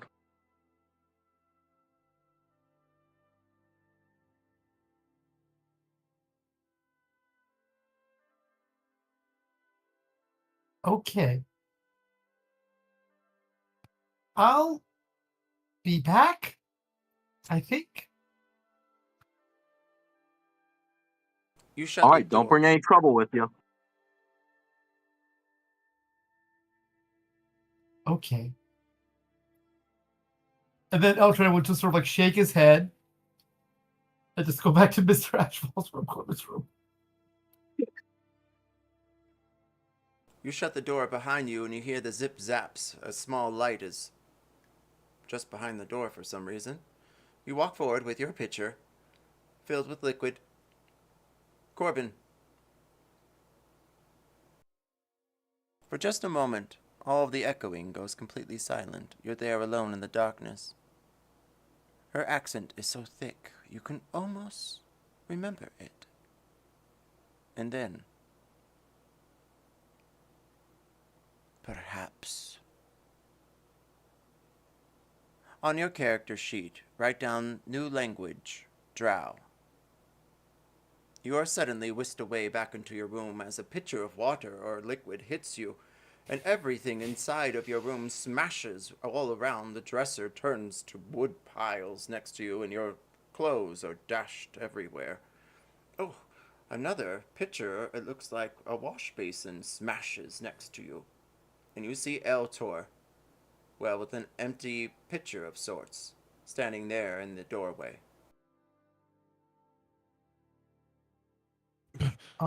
Mr. Ashfall, are you okay? Yeah, but Neb and Thal are gonna be pissed. Look at this. I can help try to clean this up. I was a bit worried about you, Mr. Sir. It was quite chaotic in here. Oh, I was just resting my eyes. You see his four-post banister nearly demolished.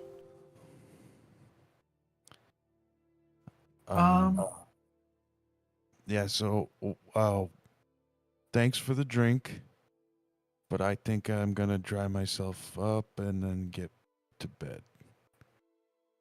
Do you want me to send a servant to help tidy up in here before you? Like Eltron just looks like this horrified look at his face that everything's like this chaotic mess now. Corbin takes his glasses off and like takes part of like the dry part of his like his suit and just starts like getting the water off the lenses, and he just goes, there's servants on this boat? Oh, it's a simple ritual to help you clean up. Oh. No. I think I'll be fine. I'm just a little wet. And you are certain you will be okay?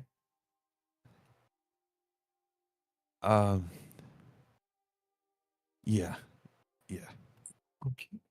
At any rate, we are trying to decide where we'll be traveling in the morning. I believe Mr. Jelly said he wanted to do to Moonwatch. I know your daughter wanted to go to the gala at Sharn.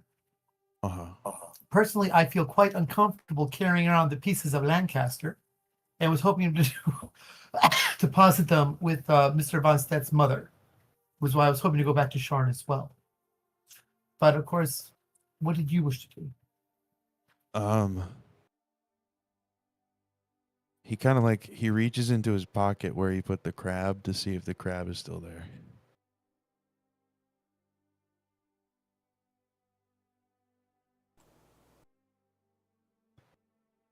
You pull out a small claw. It's blue. It looks like the one that snapped at you.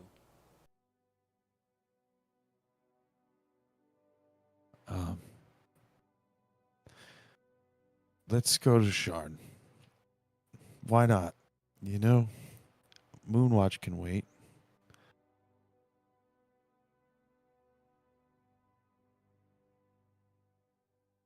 I will make sure I inform the other people of our crew before I turn in. Is there anything else I can do for you this evening? No, you've done great. Thank you. I feel hydrated. You're quite welcome, Mr. Ashfall. Have yourself a pleasant evening and sleep well. You too. You too. Each of you And then roll we'll go medicine. back- If you roll medicine. Yes, I'm sorry.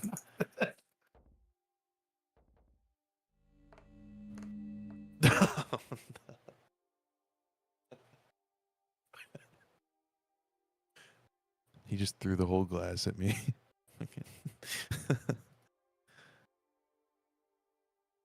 Eltor, what's the call? High or low? Hello.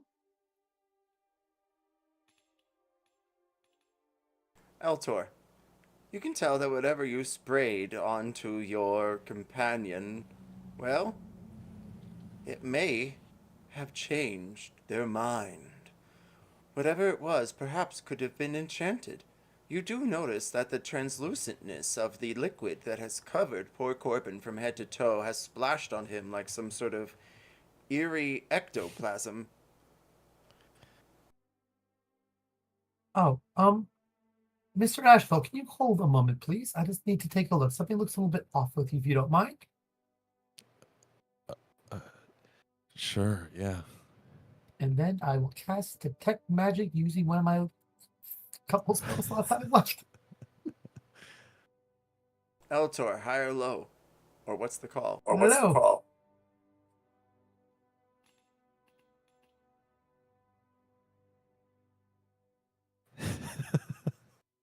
I am very worried. Is this dude about to pull my skin off? He sparkles with some sort of abjuration and conjuration combo.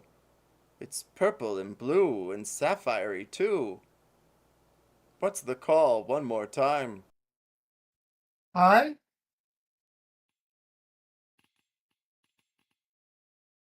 You believe him Nice. to be cursed by some sort of liquid from within the engine room. You're not sure what it is, but you are certain that he could die. Oh dear, roll 1d10.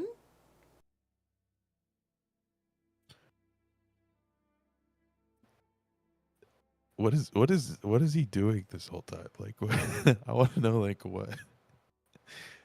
He extends your What is arms Watchemn and doing? smells you, and then he whiffs back with his medicine check intact. He knows beyond a shadow of a doubt, beyond an uncertainty of uncertainties, that you will die in 8 days or less. Less is just 5 minutes. But definitely more than likely 8 or less. 8.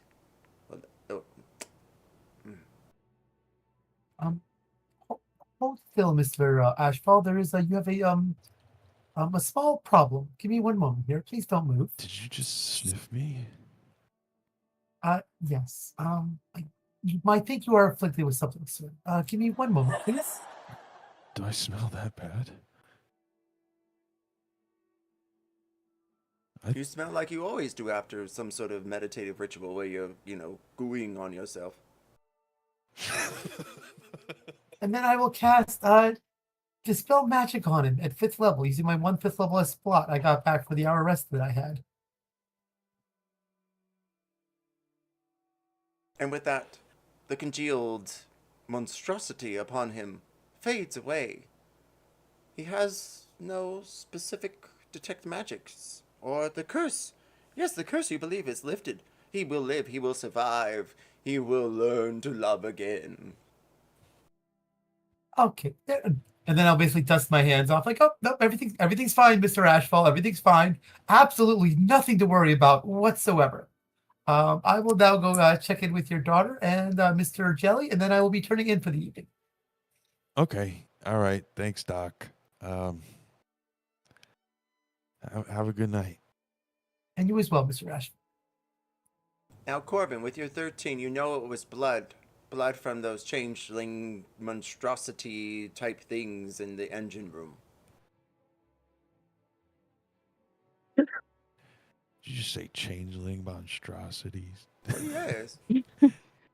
How dare you? They're Warforged. But they're not even that very good Warforged. They're more like, I command, I do Warforged. That's not what it... Don't... How dare you? But T100s minus the durability. Thank you. I am no Warforged. I am not a construct. I am a fae. I'm a fairy. I believe you. What was I gonna do? Oh yeah, bedtime. It's blood. It's blood from a construct on me. Which it's not hard to imagine, right? It doesn't seem dubious. It just was funky.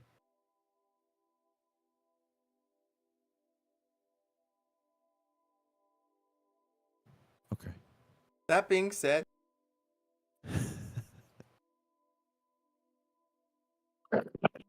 is there anything else you all like to do before you set sail on the river towards Sharn officially? I will make sure that I drop by Miss Ashfall's room. I'll let her know that again, that that things are, your father is fine, but I would definitely make sure, it is never too late to say I love you. And I would always make sure, if I were you, miss, I would make sure you talk to your father this evening and just let him know your feelings. That's not ominous at all. Yeah, that's super creepy, Eltrin. That's so. Are you saying my dad's gonna die? No. I don't believe he will now. I think for now, I think he is fine. He won't now? Well, 1 second, sorry. What are you not telling me? Oh well, I there was some very unwelcome magic around your father, but I think I managed to cleanse it. But just to be on the safe side, I would make sure you just spend some time with your father and just let him know how much you care for him. Better get all the money he owes from me before he croaks. Okay, thanks for the tip.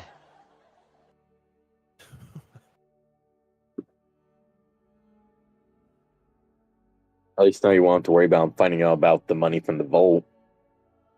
I'm incapacitated right now. I'll be back.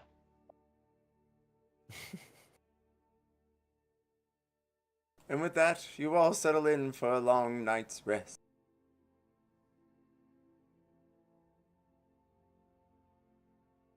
My face hurts from laughing, so I need a moment. It's so funny how much Emberly is just like, fuck that old man. Fuck that guy.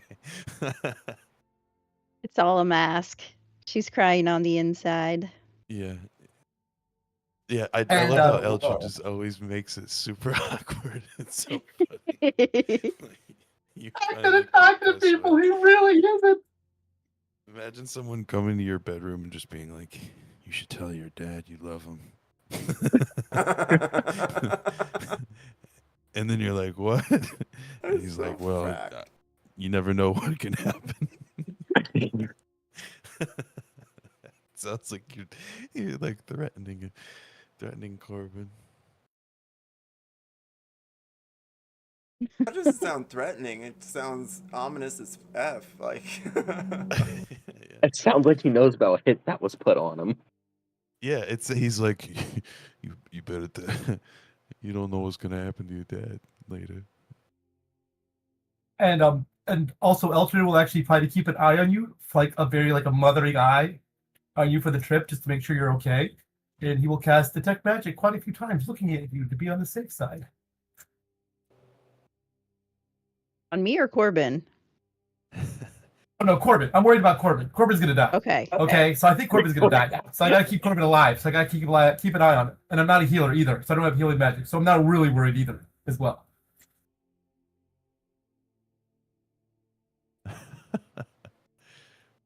Yeah, people have been trying to kill him for a while.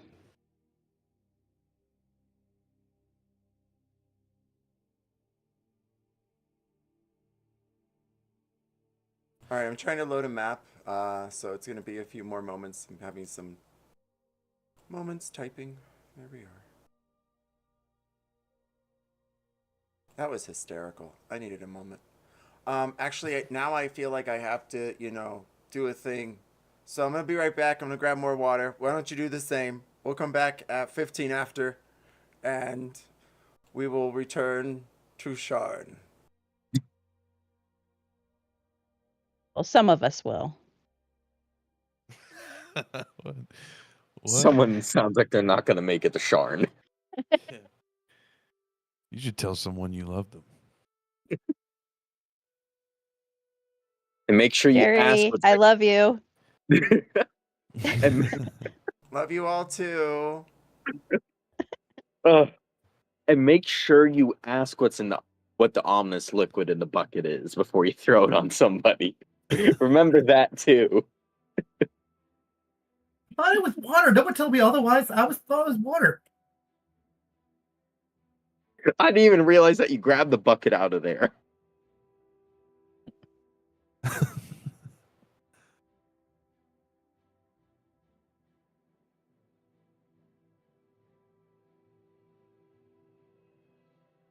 I've lost 2 pocket pals now. The crab and Isaac Newton. Why do you keep putting them in your pocket? Oh, I don't know.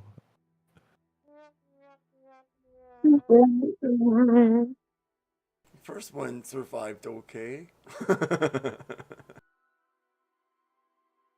I mean, Maybe hey, there's maybe something if you more. get the liquid splashed on you enough, you'll get an immunity. Oh my gosh. Oh, He ate so many antibodies. How many days journey is it to where we're going? 1 million. It's like a day and a half to 2 days. It's not very long. Would it be possible to, because that's right, we had that spell book. I was gonna see what spells were in that spell book that we got last time. Oh yeah, from the lady that memory wiped us. So, I think I said it already. Check your notes just in case. If it's not there, let me know. But I'm gonna have to find that, and I don't have that in front of me, so I'm still trying to find that. I have the Innkeeper spell book. I have the chain necklaces with matches and Braves cuffs. I'm also going to probably identify those as well. I have so many things I need to identify. It's insane. I have a pearl if you want to borrow it. I only got the one, so we have to share, between our identified times. Like, I got the dagger from the innkeeper. I got those chimera stones. Emerald claw envelope attached to a bag. Handkerchief that says doctor. Holy hand grenade. Keys that I stole from the guy that had the other glove, like, ages back. Because I was petty, I lost the dance off. A pair of leather pants with etched runes, from the guy that we kept hostage and just wanted pants. A purse from the innkeeper. And yeah.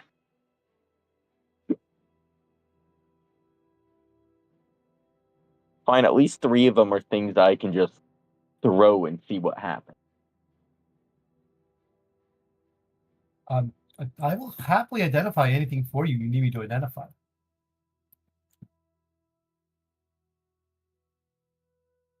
I mean, shoot, I won't mind.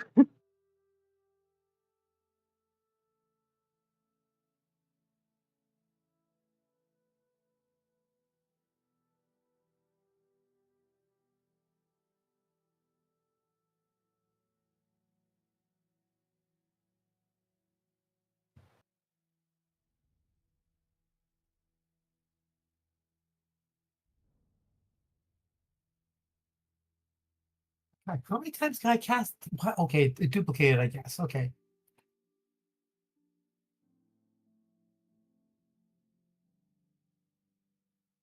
It's weird because some of my spell-like abilities from my backgrounds are like duplicated on my sheet, which is a little bit on the weird side.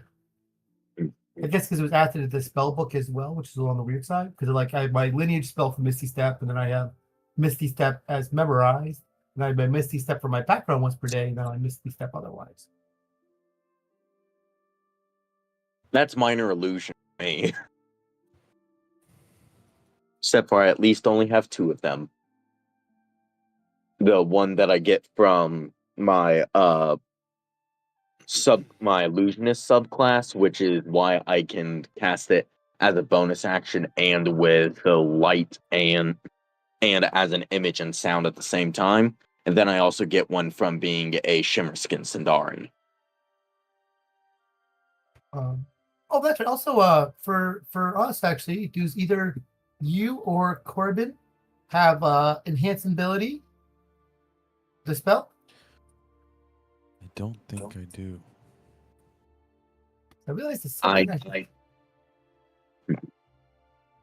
do not, but I can pick it up at the next level up, or if we get it in a spell book. Yeah, you can also buy it as a scroll too. Also, if anyone wants to know if anyone wants any of my spells, you're definitely welcome to copy spells out of my books and everything. I have no problem with that whatsoever. Except mine are all very like utilitarian combat. So Everyone roll perception.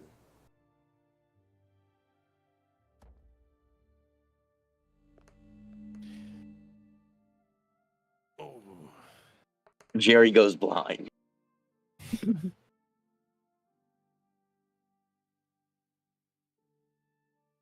Jerry, with your 3, you see a thing. You look around at the water and you notice a few jellyfish are still swimming by the ship. Thankfully, there is some sort of, defense or some sort of force shield upon the actual steam engine in the back that pushes around the jellyfish from being hit by the propellers. Meanwhile, with your 14, Corbin, on perception, you see, as well as everyone else who rolled the same, a small collection of carrier birds. And for just a moment they flash, each one of them one at a time, taken off by some sort of teleportation spell. Roll history. Meanwhile, Emberly, with your 23, you stare at the great Sharn in front of you. Its rolling towers and high-arched buildings shine like a beacon against the mist and the sea that bashes against it.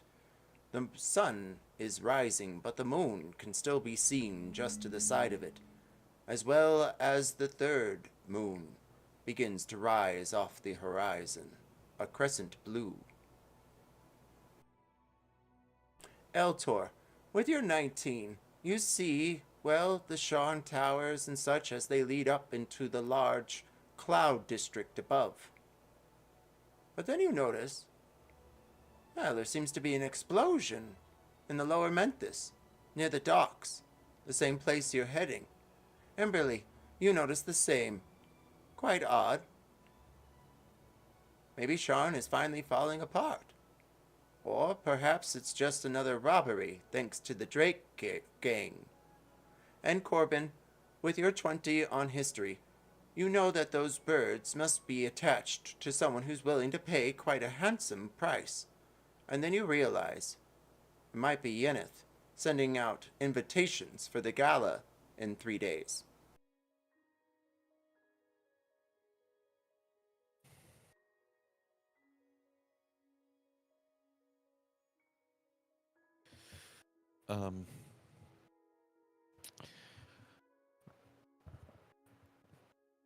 What did Emmy end up finding with the claw?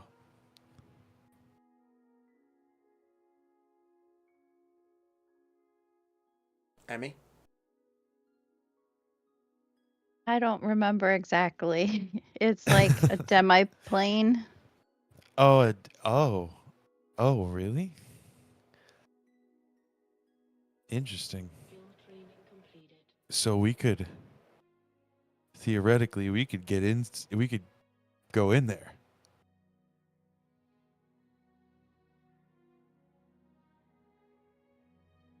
Maybe he was trying to pull you in.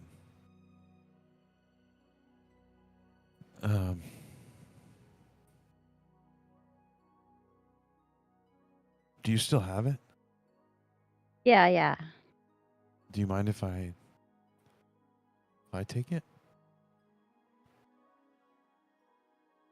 I give you this raised eyebrow look. Well, I just, it's sort of my thing, I'm a plain guy, I guess. And you already gave it a once around, so maybe I can just borrow it. You know what? That sounds great. I will bring it back once I'm done. I had a thought that came to me last night about you.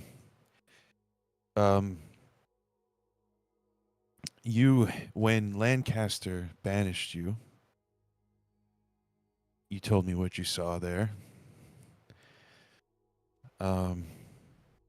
Did you see anything else? I'm gonna grab my water. Be right back. No. Just Mom. That's it. No crabs. No. Okay. Oh. Do you speak Drow? No. Huh.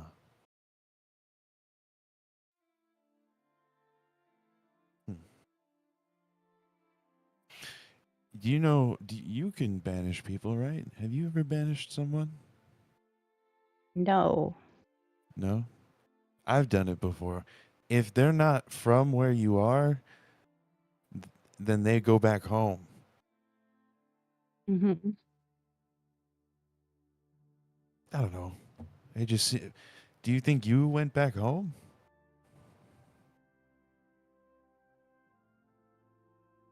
No. Isn't this my home? Well, that's what I'm saying. I've seen you here since as long as I've known you. But Shouldn't that have been my whole life? well, no, because before I knew you, it was just you and your mom. I guess, in a way, right?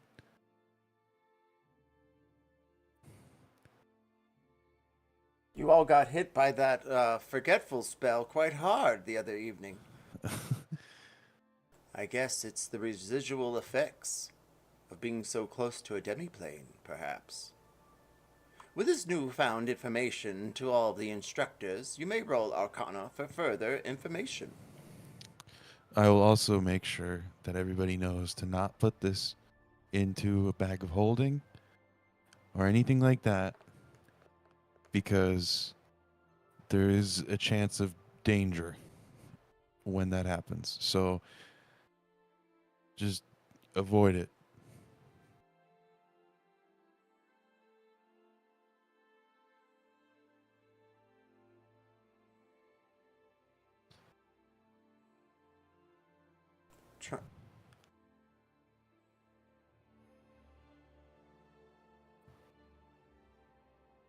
All right, let's start with Eltor. What's that? Okay. No, go right ahead. Eltor, with your 17 on Arcana, you know that the Emerald Claw are always looking for ancient artifacts, as well as taking any highest bid they can. But this seems strange, even for them, to have some sort of gnarled-looking claw. It's a dragon claw, but it looks like it's been dried over time. You can tell that this dragon claw, or emerald claw thereof, has the ability to bewitch a person with some sort of charm spell. But not only that if the person is fully entranced, it would seem as though you're not sure for how long, then it would come to mind that the person could vanish before your eyes into the demiplane, And Corbin, you know the same. You see a glint in your eye, however, it's strange.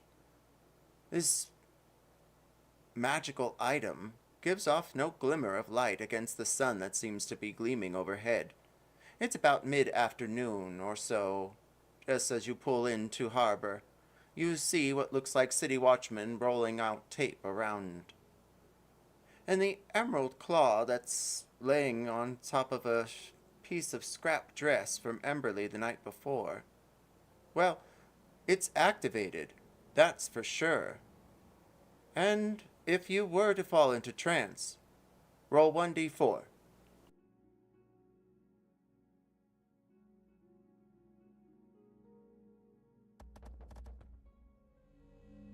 It would take only about 2 hours for you to demiport onto the other side of the shard.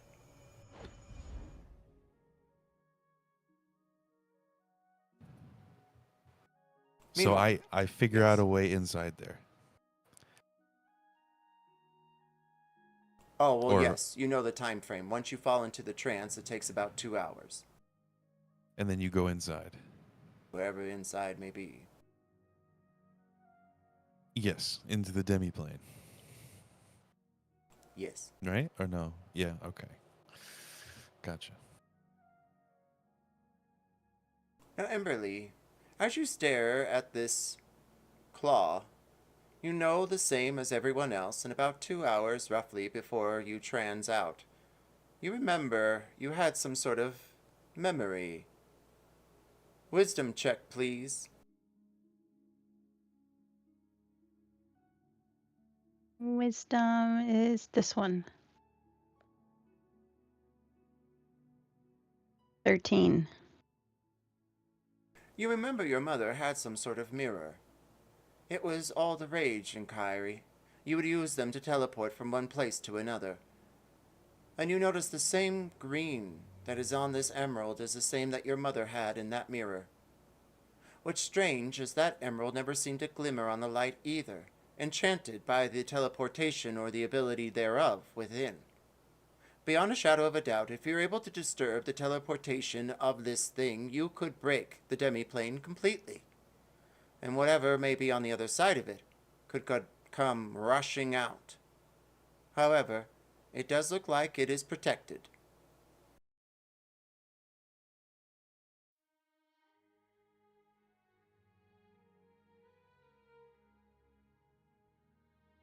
Protected how?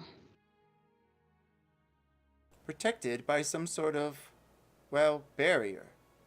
It seems as though if you do try to dispel it, it might trigger some sort of effect. And you'd have some sort of, well, battle against a force field at least. Perhaps those who lay inside of the demiplane themselves.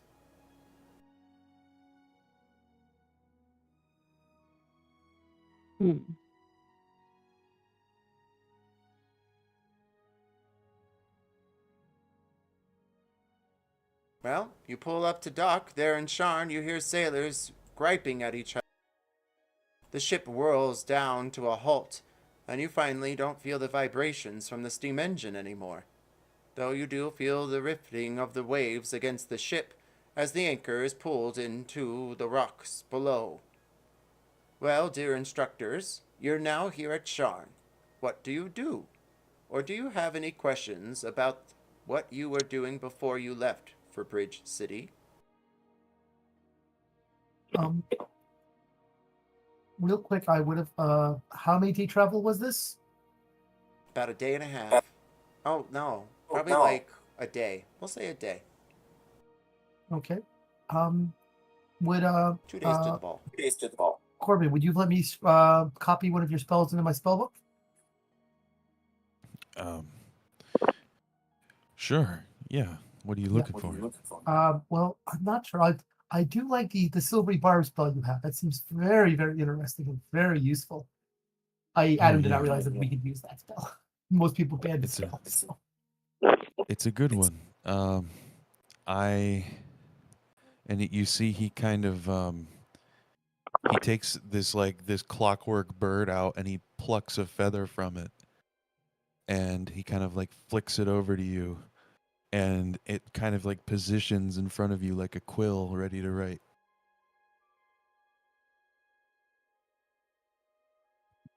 I think I can copy that spell down in my spellbook in time. I gotta take a look at scribing spells. Not to mention, again, if there's anything you want that I have, I can list them to you, either you or Mr. Jelly. If you have anything in my spellbook you like, just let me know.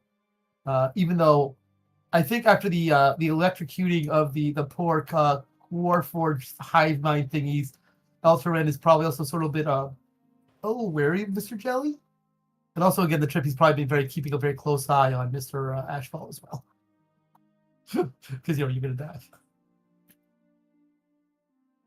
Hey, I don't like to do physical things usually. Just have to do something physical before I can do anything mental to them.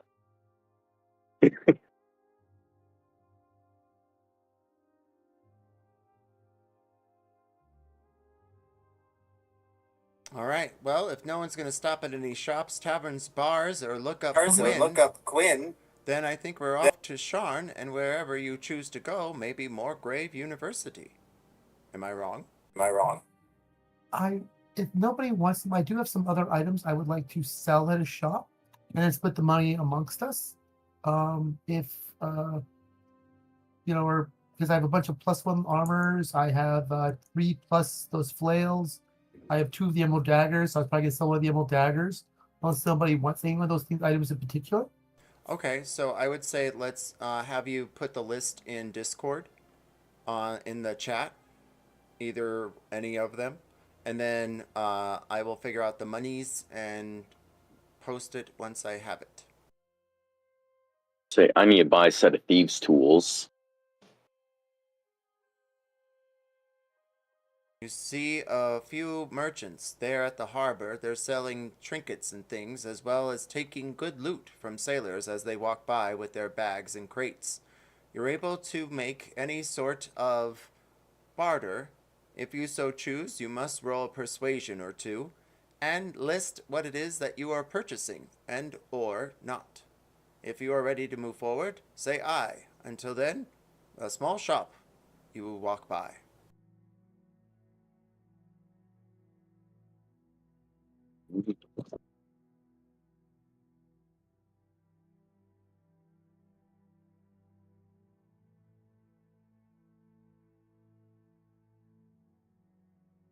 Meanwhile, as you all are walking around, you see a small girl. She has one of those pinwheels and she's blowing on it. Her brother comes up and says, "It's time to go." And they walk off into a carriage. They're taken off by their father, who's driving. You see a collection of sailors. They come off of a small ship docked in the harbor next to your own. Thal is paying off one of the merchants for currying you all back to Sharn. And he says that he's ready to take us to Moonwatch at a moment's notice. I have him on contract. Neb stares around at a collection of books and purchases a few. What do the rest of you do, if anything?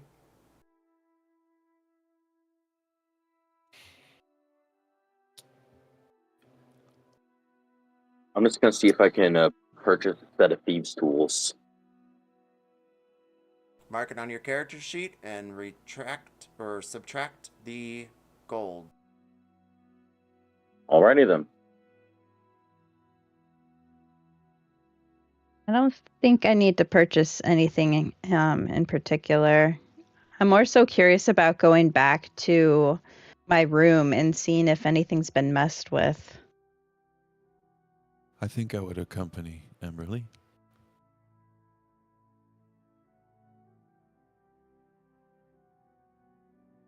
Probably give her space, though. Go back to my room as well at some point.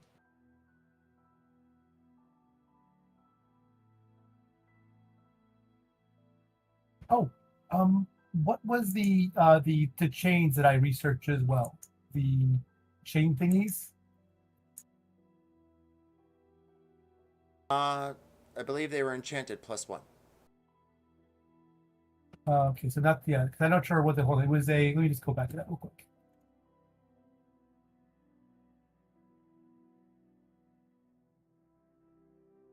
The chain necklaces actually with matches, cuffers, and breaks.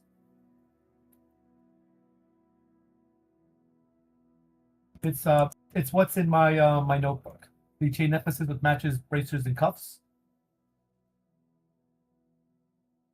So those don't have any charges left, but you do know that they stored the spell which causes people to become exhausted. It's from the 2026 errata that was recently posted. I believe the book is on the server, but I will send you the excerpts, not during game, but eventually during break. Yes. Are they, so they're not magical right now? They're basically things that have been used, like charges, like consumables that have been used? Correct. Okay, I will put those as well and make sure to know if they are unusable, unless anybody wants to snag them for research purposes. Or playing purposes, in case like Emily wants to play with them and when she wants to put them in her technological like things. Nah. I think I'm good.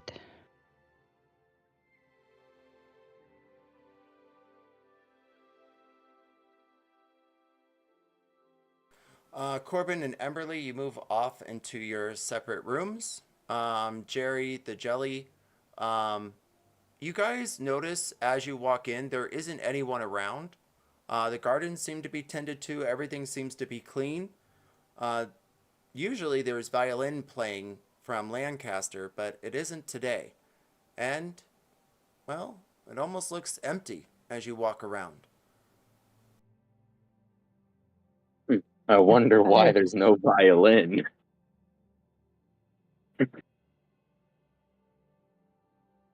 Good question. Leave your violin at the inn.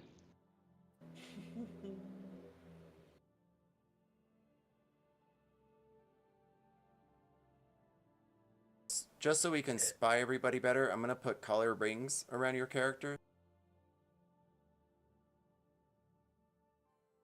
If you don't like your color, you're welcome to change.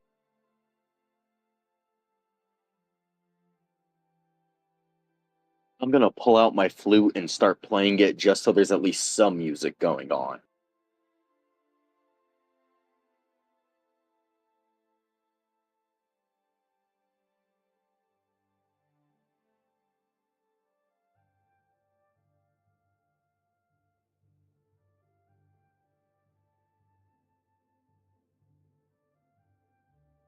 The violin playing is familiar to that of the violin player that currently resides as the innkeeper inside Booth Inn. Roll performance.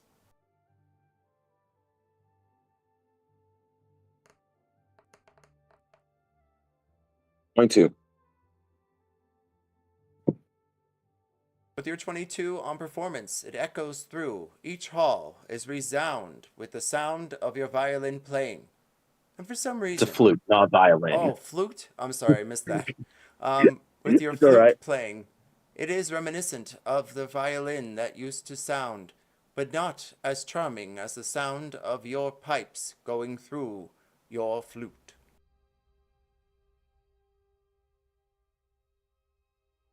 Eltor, are you off to anywhere specific? Libraries? Museums? Your room? If I need persuasion to try to sell the stuff, I need to find somebody who actually has persuasion because I'm not good at that. But if everyone else is busy, I'll have to wait to do that. One thing I was going to do, though, was I was actually going to go to Mrs. Von Tett because I have to bring her Lancaster because I don't like having Lancaster on me anymore. I have a bit of Lancaster, too. But I have a lot of Lancaster. I am definitely not comfortable with this.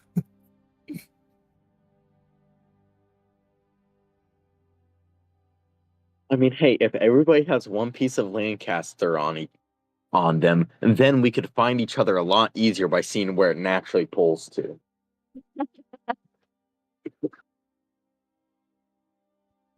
This is ugly magic, which I am not like really fond of. So I just want to get rid of it. Her, it, I don't know.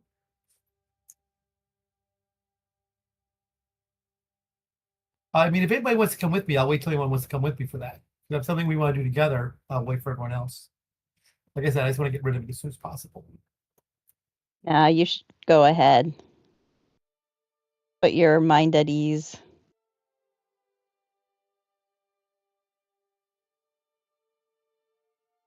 Emberly, roll investigation. Corbin, what are you doing when you get back to your room?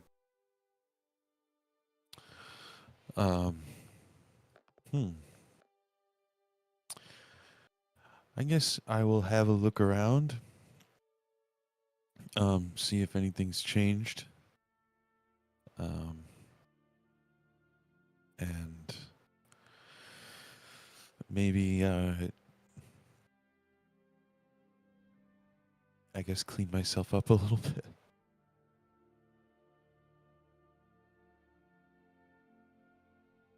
I can just press to digitate you.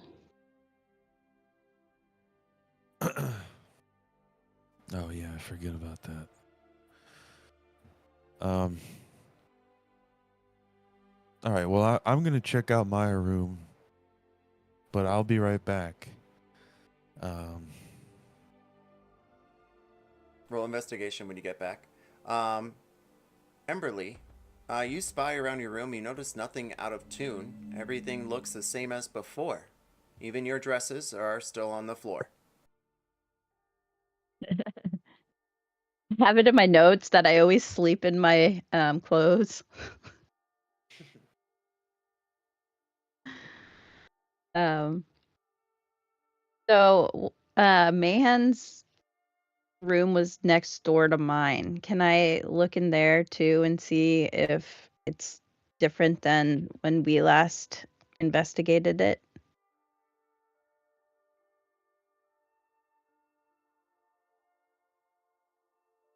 You may. You may roll a search check. So that allows you like insight, investigation again, perception. I think there's a third one. History. Okay, how do I do a search? You just choose one of the skills and then roll. Okay.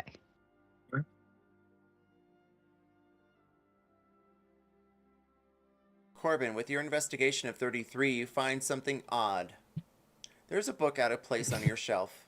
You stare at it. Okay. You study it. What do you do? What does the binding say? What is the book? It looks like an old volume you picked up at a bookstore once. Volume 3, M through Z. That's all it reads.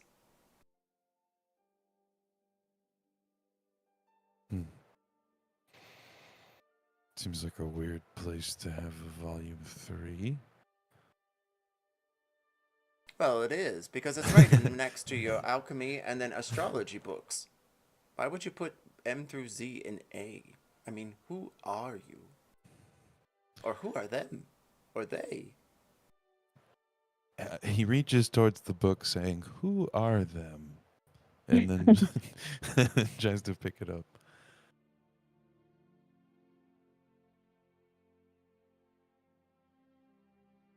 Eltor, you hear the flute playing in the background, and you step forward into, well, what you believe to be the headmistress's room, or at least her suite. You knock but hear no answer. Do you open the door or see if it's locked? I will probably knock again because we moved to enter if it's unlocked. Do I hear anyone inside? Roll perception.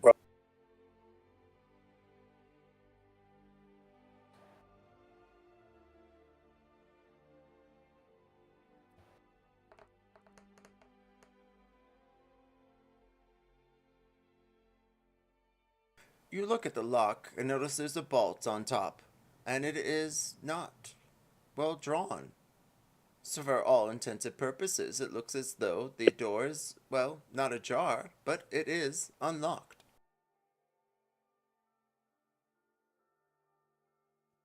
I will knock again, quite politely, a little bit louder maybe, and wait. And still there is no answer. At that point, I will open the door and ask inside for Miss Fontet if she's available.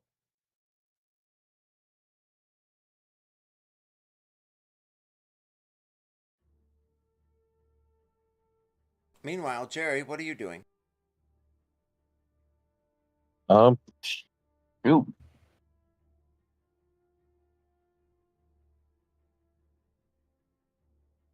I guess I'll examine my room to see if anything's changed about it since last time we were here.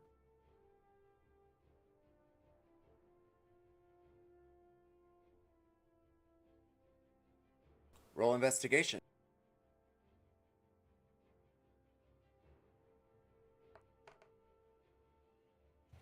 A 30.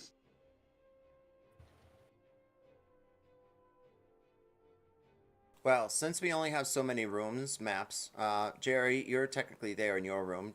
Emberly, you're about there, and then Morgrave, you're about there. Capiche? Capiche.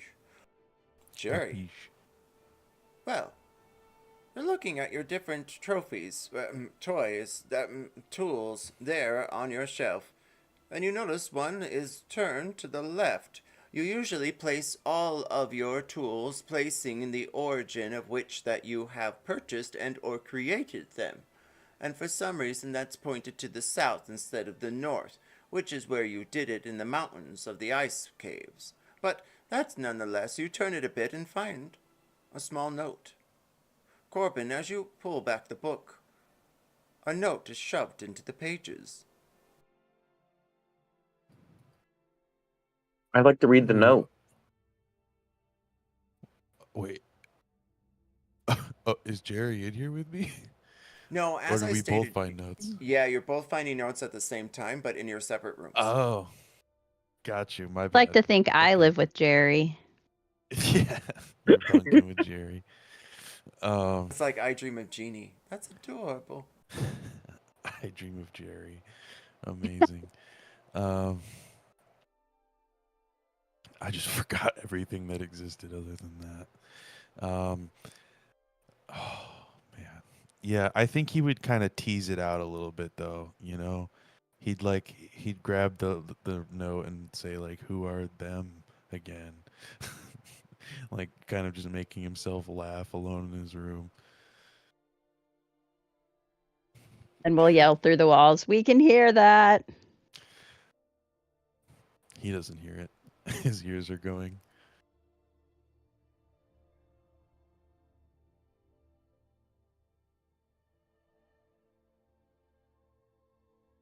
Meanwhile, Eltor, as you go up the stairs, you notice, well, two doors, one to your left and one to your right. And then you see a third opening. It looks like it goes into a study. What do you do? I'm calling up from Miss Fontet and just trying to poke my head through the doors to make sure to see if there's anyone there. I'm not trying to really disturb anything. I feel bad for intruding upon her domain without her have someone be here. So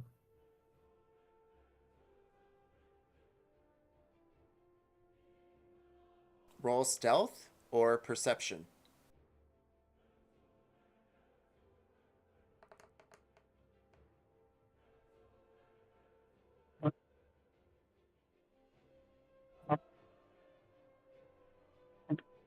And did you try the door on the left or the right?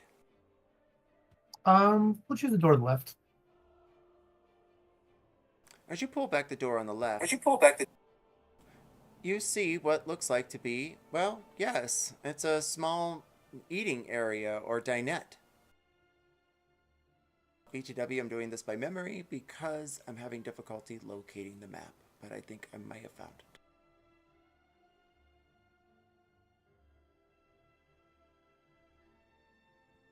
Once it's evident there's no one in there, I'll open the door on the right.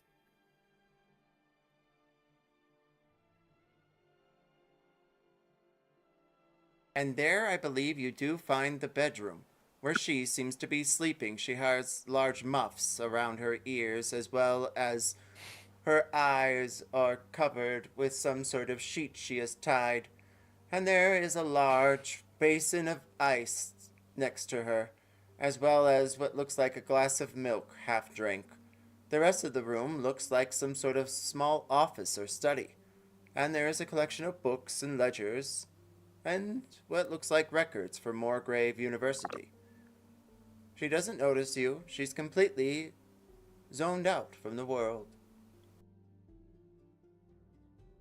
I will then close the door and then start knocking on the door more loudly over time, trying to basically awaken her through the door, being polite, not going into her sleeping room, because that would be rude, uncouth,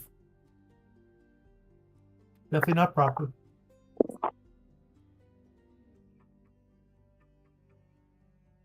Roll intimidation or persuasion as you knock instead upon her door. It's not equal.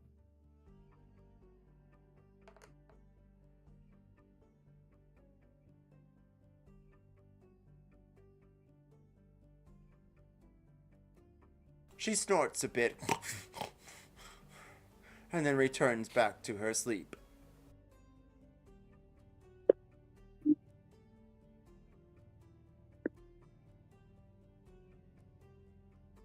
Okay. That means I have to be worse about that. Well, while you decide. Meanwhile, the letter is read by both Corbin and our dear friend Jerry. Or Corbin, are you not reading the letter yet? I'll read it, but I'm gonna read it slowly. I'll take my time. I'll lick the top of my finger and flip the page if there's a page to flip to. Jerry, are you reading the letter in any specific mantra, way, or ideal theology? Like a noir detective. Hell yeah. Like a black and white noir detective. He puts on a fedora and lights a cigar. Hi, it's Starts me. raining.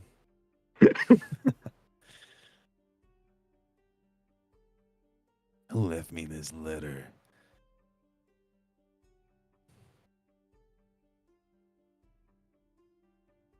They sacked us. We went to Moonwatch. Yeneth is in league with the Emerald Claw. Watch your backs. Signed, Bernstein, or Bernstein.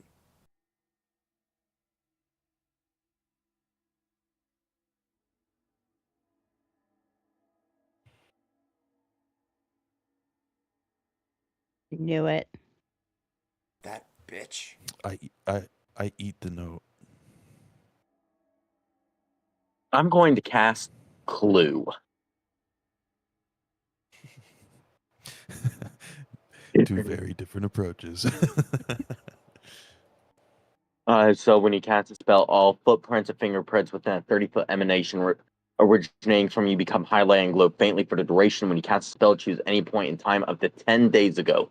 Only footprints and fingerprints left between that time and the present will be highlighted. Each creature that leaves footprints and fingerprints is assigned a unique color, but are not otherwise identified. Any creature that moves or touches objects within the emanation will also reveal colorful footprints and fingerprints, which might reveal invisible creatures in the area.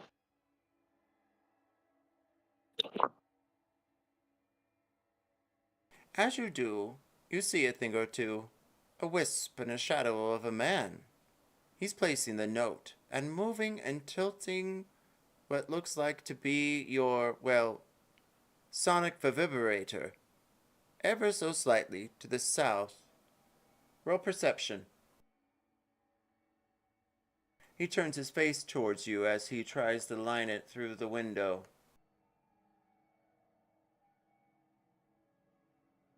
Womp, womp, womp. Does this clue spell tell you exactly who people are, or just whiffs and ideas? It doesn't tell me who a person is at all. Essentially, it will highlight things that were essentially tampered with. It'll show footprints, fingerprints, stuff like that, and each individual person has a different color. And I would only be able to know if they were in the room with me because their own fingerprints and footprints would have the same color. They are not in the room. But you do sense that whoever it was not Bernstein.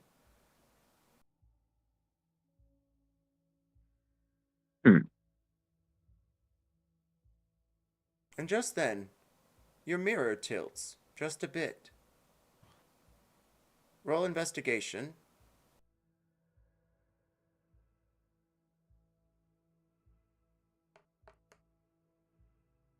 $30. You notice something in the mirror. Yes, you move your hand over the side of it, and it's almost like you see a trail, like a double image, like another mirror behind this one.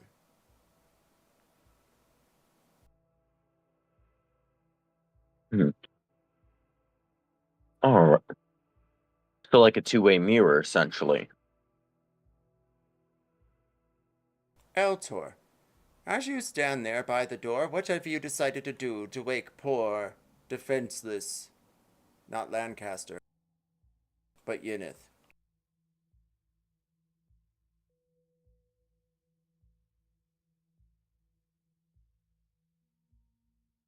Eltor, are you with us? Knock 3 times. 3 times. Sorry about that. I had the wrong push to talk button down. My bad. So, can you hear me now? Yes. Yes. Good. So I'm gonna go cast greater invisibility on myself. Open the door. Go to her window.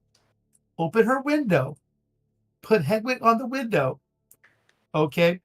With a quick note for me of basically with the a little note that's saying that Eltran Orion has returned and is waiting for you in your lobby. And then once I basically gets on the note, I'm gonna put that with Hedwig, attach it to Hedwig's claw, and then once I basically close the door and make my way to the lobby area of her area, I then have Hedwig start screaming, trying to wake her up. Roll Arcana or handle animal. At least he didn't use the mystery liquid this time.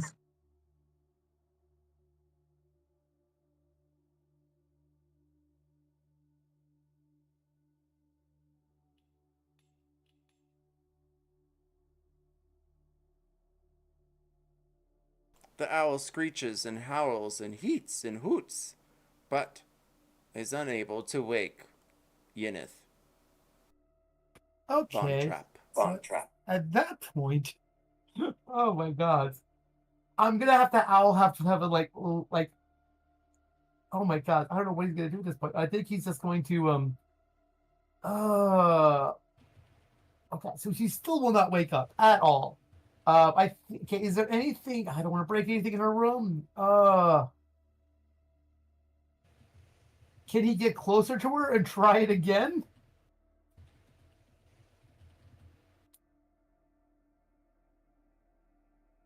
Once more, and that's all.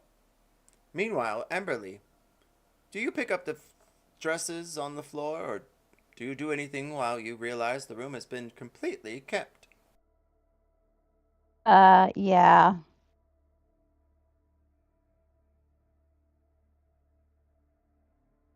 I'll put them in the hamper that I never use.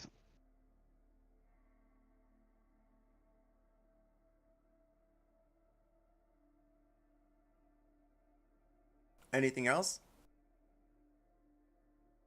I guess at that point, I would go on the sending stone to say everything looks fine to me. What are you guys up to?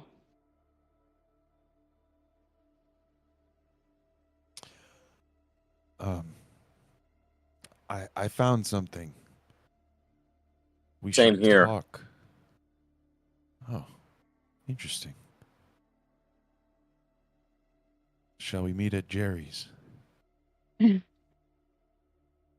Sure. Okay. I could use some ice cream. Before they get to my room, I'm going to cast Disguise Self and just pretty much myself, except black and white, and a trench coat, smoking a twig that looks like a pipe. Little bubbles are just coming out of it. Do you also have ice cream?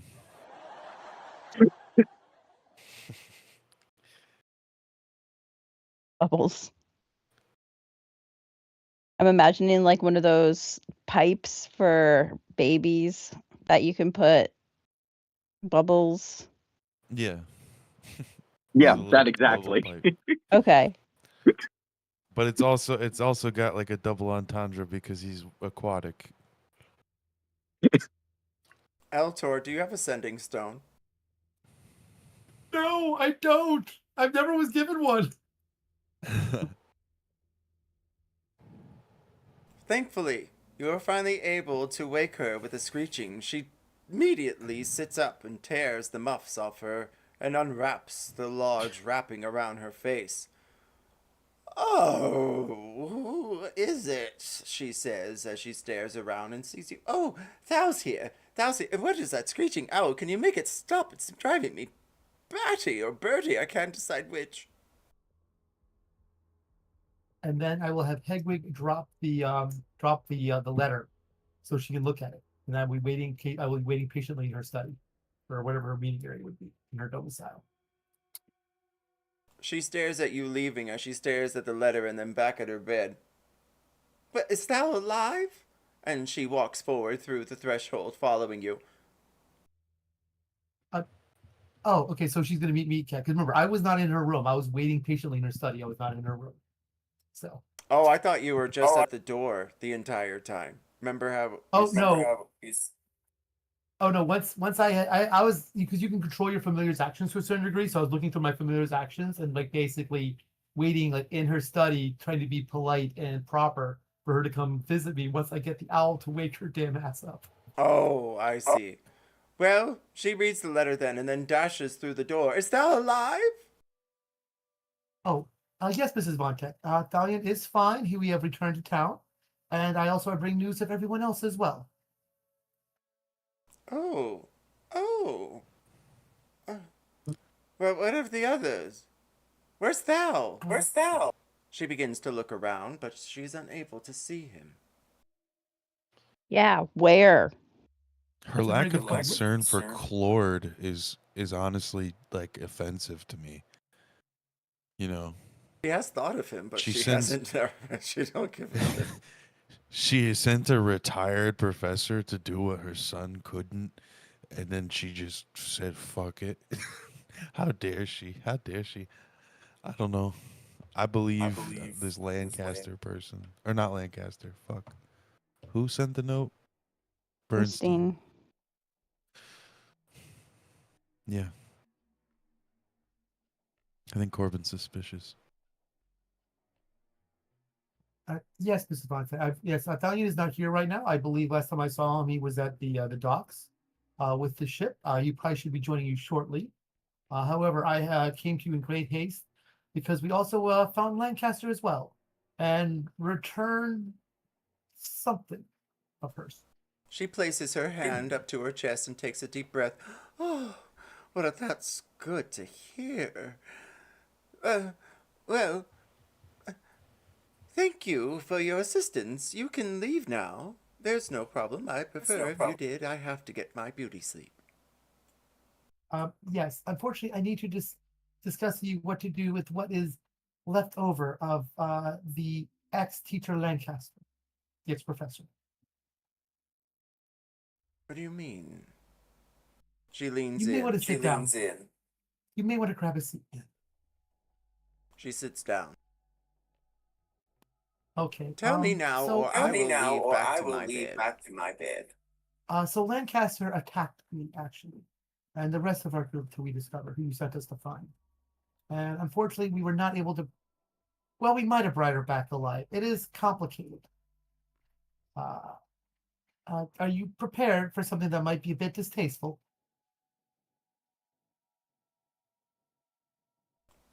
You hear nothing as she stares around the room. Tell me now, or I go back to bed as she stands. Alter will start pulling pieces of Lancaster out of the bag.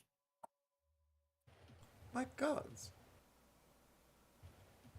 What is this? So, it is Lancaster.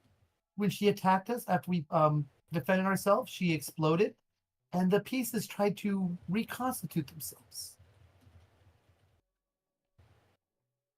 She picks up a pajama. She picks up a jar and looks inside. One of the fingers wriggle around. What in Valkyrie? She hands it back to you. Yes, I'm trying to find a safe place to store the remains. I have 15 more jars like this, and I don't know what would happen if she did reconstitute parts of herself, which is why I've kept these pieces separate. Fire does actually destroy pieces, but I did not want to destroy it any more than the one piece I was testing on, mainly because I want to basically secure these remains. 15. Roll persuasion. Meanwhile, Jerry, you hear a knock at the door. It's Corbin and Emberly. Housekeeping. I'll go over and open the door. Just bubbles coming out of the pipe.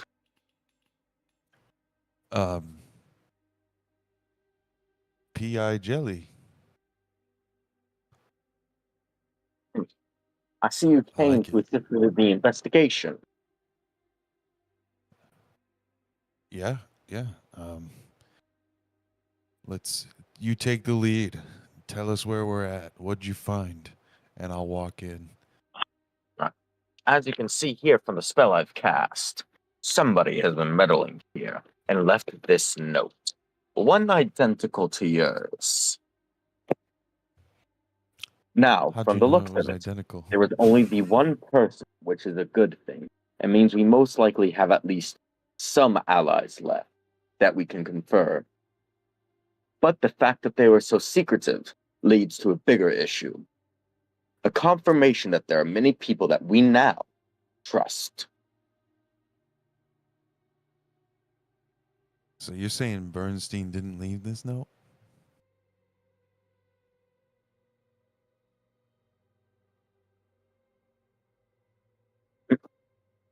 I'm saying they most likely did. I'm saying that they are an ally. Oh. Okay. So you believe this note? Do you not? No, I mean, I don't know. Do I? DM? Can I insight this note? Yes. And Jerry, roll persuasion.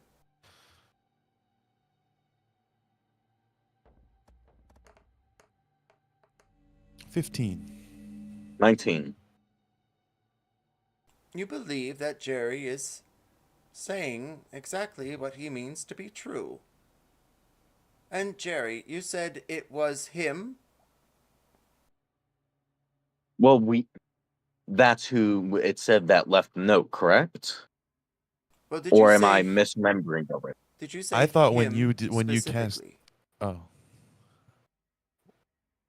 I thought that when Jerry cast Clue, that the DM said that there was a different. It wasn't Bernstein that left the note.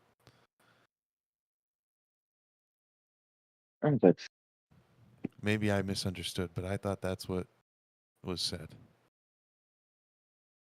And my question still stands. hold up. I'm trying to remember what I said. Hold up. Goodness gracious.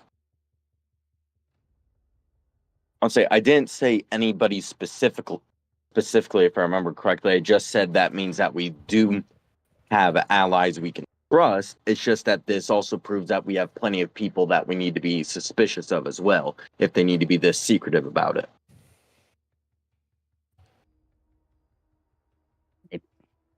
Excellent.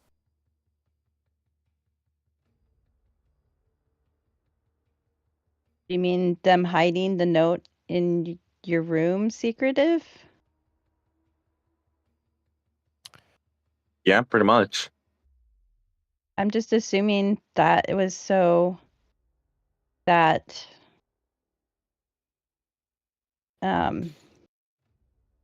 what's her face wouldn't find it.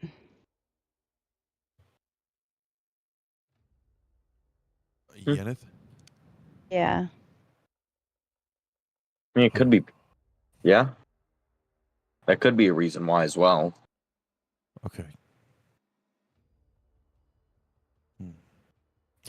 But would that mean... Do you think that means we can't trust Thal?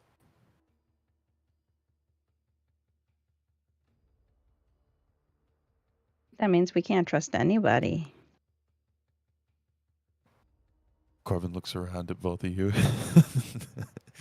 Kind of narrows his eyes a little bit. I'm a spy.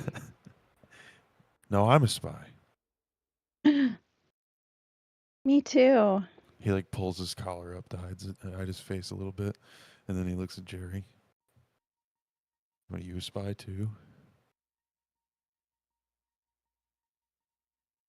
I mean, it's possible we are all experienced with espionage, considering what we did in the prison. That's exactly what a spy would say.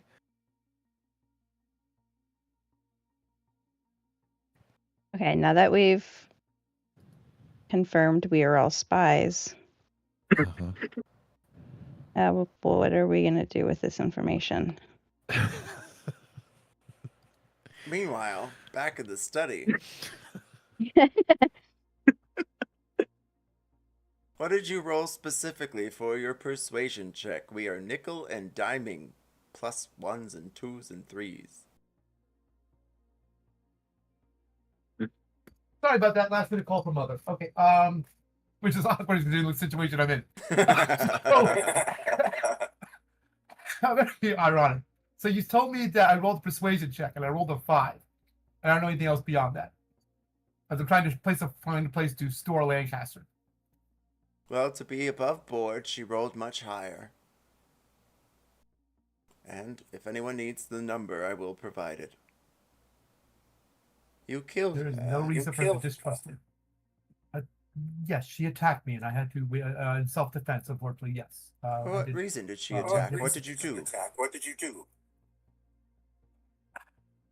That was the odd thing. I was trying to discuss with her what was going on. I said she had to come back to the university, and then she said no, and then she lashed out at me. You mean to tell me that you killed her in cold blood? I defended myself, Mrs. Voskite. She takes a step backwards. Well, it seems as though you should be leaving. I will speak with you when I am ready. Mrs. Vonstedt, what did you want me to do with the leftovers? The remains. Is there a vault or something I can safely lock them in within the halls? I'm only a part-timer, so unfortunately I'm not as familiar with everything on campus. You are under contract. What was that? Sorry, I'm just making jokes. What was it, though? Oh, I said she pulls out some Tupperware.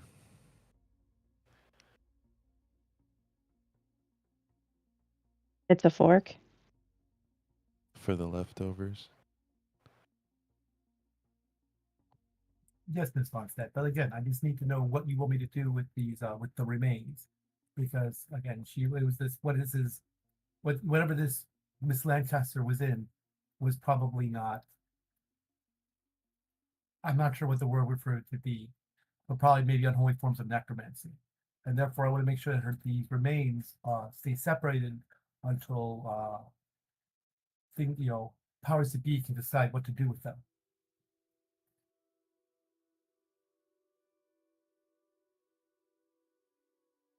Leave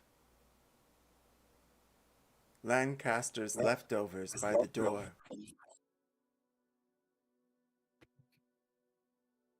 Yes, of course, Miss Vonstedt. Is there anything else you require? If you need more room, use the stairs.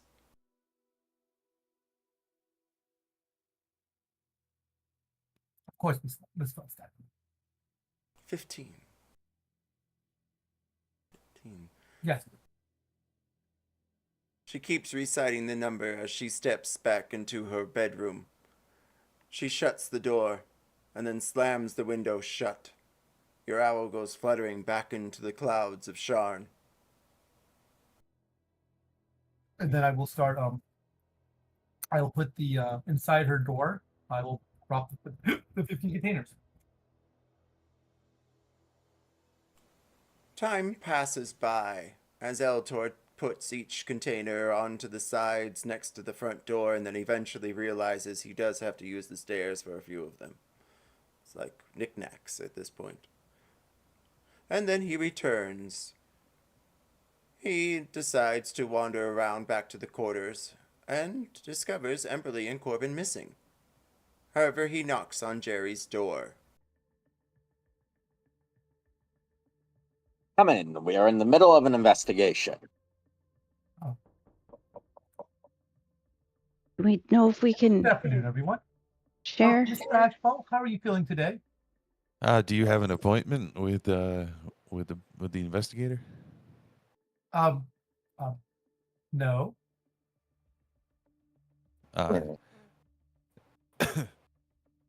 Mr. Jelly, this guy's not on your list. Do you need me to come back at another time? Give us 10 minutes. Okay, I'll be back in 10 minutes then.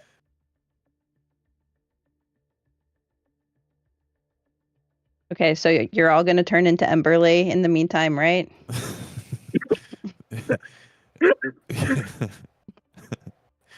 Corbin like half looks like Emberly, and then you say that, and then he stops. So now he's just half Emberly, half himself. And he's just like, no, you can't really tell, but like he gets a little shorter, but his clothes cover it. So he's just What are you talking about?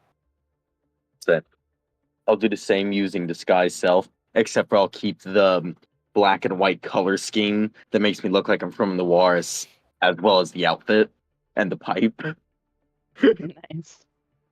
Oh my god, wait, can I just be Noir Emberly? Can I just be just a black and white Emberly with like suspenders and like a fedora? Or would she be more of like a femme fatale, like just like Jessica Rabbit? Like, I don't know. I guess I'll go like Columbo Emberly. That's my. Why was my first thought like news reporter, like newspaper reporter? You know what I mean? With the hat with the little paper on it and the camera and all that. Oh my god. Yeah. A newsy Emberly? I guess because And we the were talking world about will investigators. I mean, it kind of works. You know what? Fuck it. Yeah. I'm newsy Emberly. I have a little vest and a little hat. Eltor, roll Yeah. perception.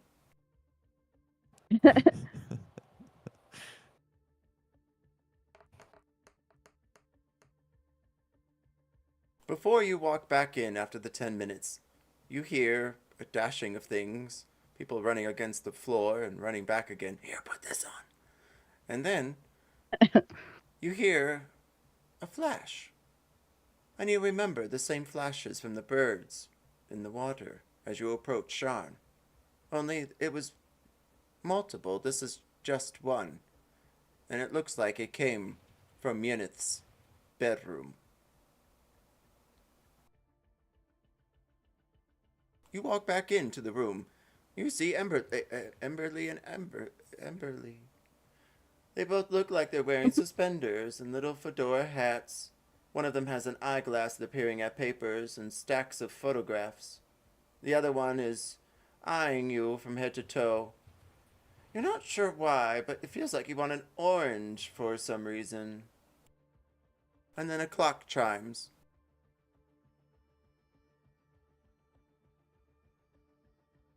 Good afternoon.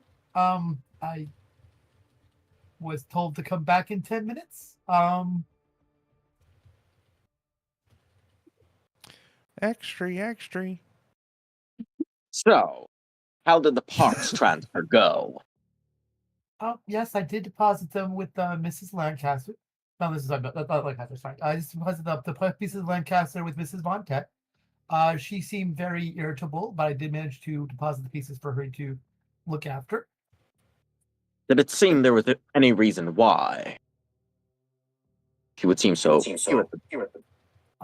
Yes, she was she was sleeping, so I had to take some extra measures to wake her, and then she inquired about her son, and then she was apparently very impatient, and she did not really want to discuss things, and she was very upset that Lancaster had perished, even though I told her specifically it wasn't self-defense, and that Lancaster did strike first. Hmm. That is quite the news. But also, how did you decide to wake them, considering we now know your history of waking people tends to go south? That's what I was thinking too. What are you speaking of? I was told to pour Miss water on Mr. Ashfall according to Miss Ashfall's remarks. Where did you get the water from? Storm rolls in, city soaked by sudden downpour. No, it was a pitcher of clear liquid, so I assumed it was water. Why do you ask? Because it is quite possible you poured a bunch of Warforged on him. Oh. Well, I suppose I have to apologize. Is Mr. Ashfall around for me to apologize to him? Hey, pal, ain't you heard? Mr. Ashfall's a girl now. And a newsie. Okay. You's better catch on quick.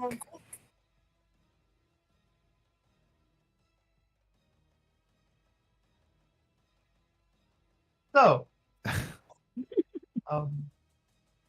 yeah.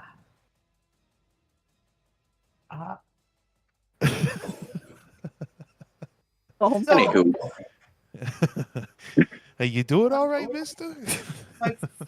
Maybe. I think it might be best for me to return to my quarters. I know Miss Fontet is going to be asking to speak to me later about what happened, and if we could probably meet her as a group, that would be best. Also, I do have some things if we ever want to try to make it to the markets. Someone who is better at speaking to people than I am, so we can try to sell some of these things that we've acquired and maybe refit our party, our group, a little better. But yes, ish, I think. Well, I just might be your gal for the job. I suppose. Extra, local university employee sees private investigator. Copper's baffled. Each of you roll perception.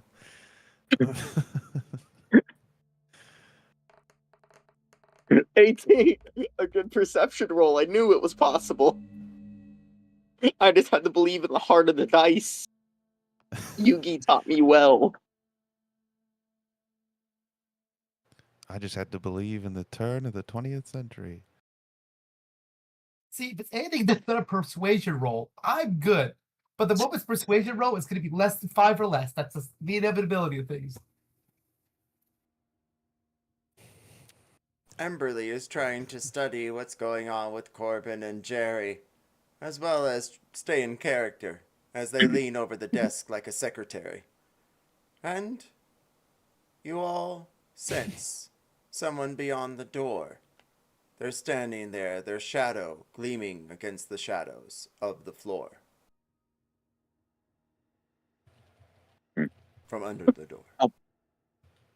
I'll reach in my trench coat pocket, and you'll see this tiny little blue frog, and I'll just go, Frog, do me a favor. Check just on the other side of the door for me.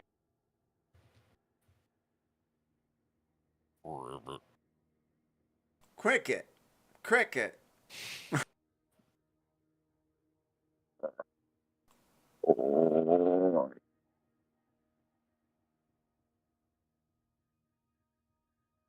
Why, it's Yeneth. Cricket. Budweiser.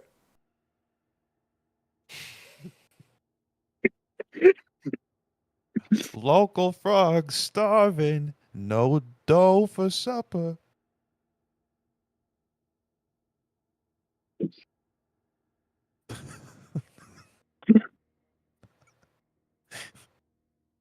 Is this how newsies talk? I don't So, Budweiser. what's the plan? Yeneth seems to be outside the door. Well, she did say she wanted to speak to us later, and if she'd not seen me in my quarters, she might have followed us to, assume that she was going to find one of us to speak to us, I believe. All right. I'll just wave my finger as Mage Hand opens the door. Come on in. Yeneth enters wearing a small robe. It's made of blue, and she's wearing nylons and heels as she walks on through. Oh, I am so glad you all made it. Yes, it's good to see nothing else happened while we were gone. Wait. Who? What? And then she begins to realize she's not at all who she thought was inside.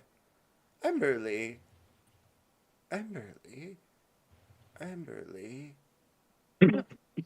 Yes. Yes. Yes.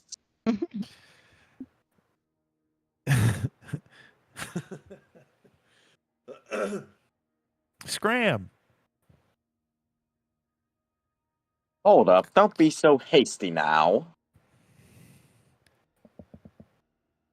Well, I had no idea all this was... Emberly, I need to lay down. And with that, she takes to the side of the couch next to Emberly, and begin Emberly, Eltor, Emberly, Frog, Eltor, Emberly. You all, well, what happened with Lancaster? Everyone roll insight. Back at Bridge City.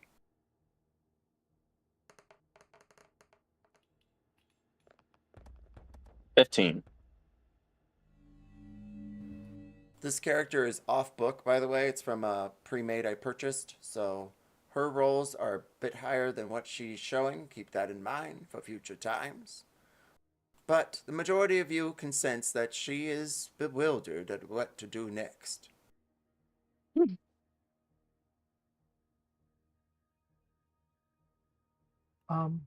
I think if we can, if you've, and I turned to all three Emberlys and said, if you could probably describe better what happened before me and Mr. Von Tet arrived with regards to Lancaster, it might shed more light on things with why Mr. Lancaster attacked me.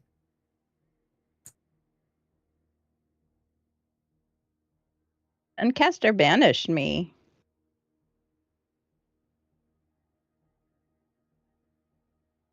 It was not fun.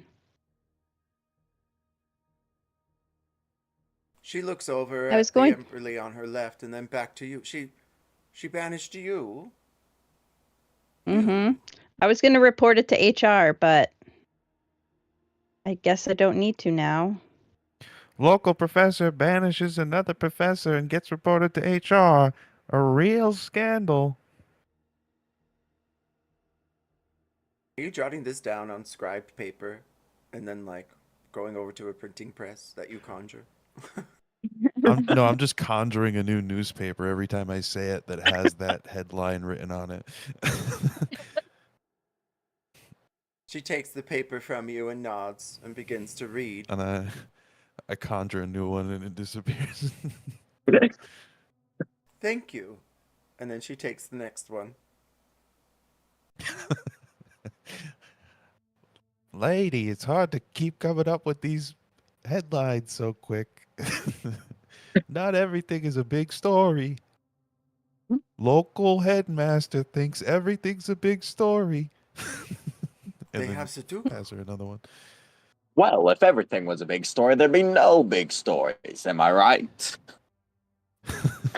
No big stories at Morgrave University.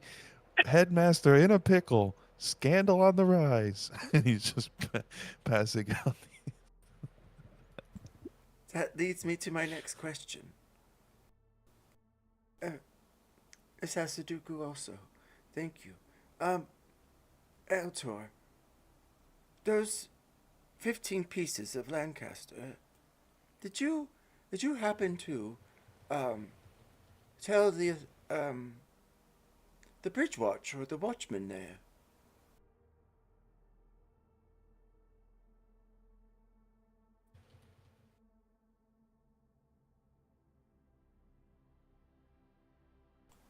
Budweiser.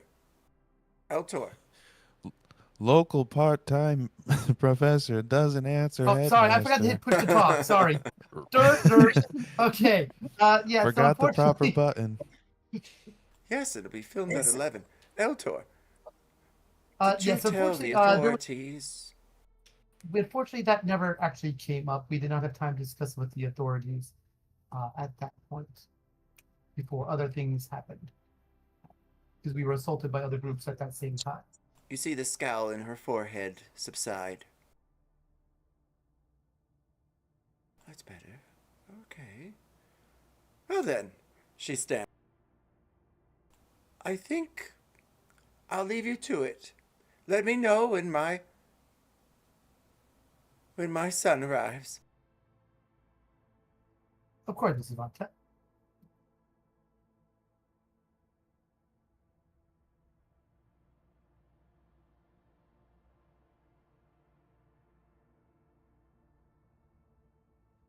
So, How about those Yankees? And with that, we conclude our evening, as we are faced with some decisions. Exactly who is Emberly? What is Yinith up to? And is Eltor working for the Emerald Claw? Find out next week, as hopefully Thal will be back from his shopping spree. And thank you all for attending. If you enjoyed this session, please go ahead and like and subscribe.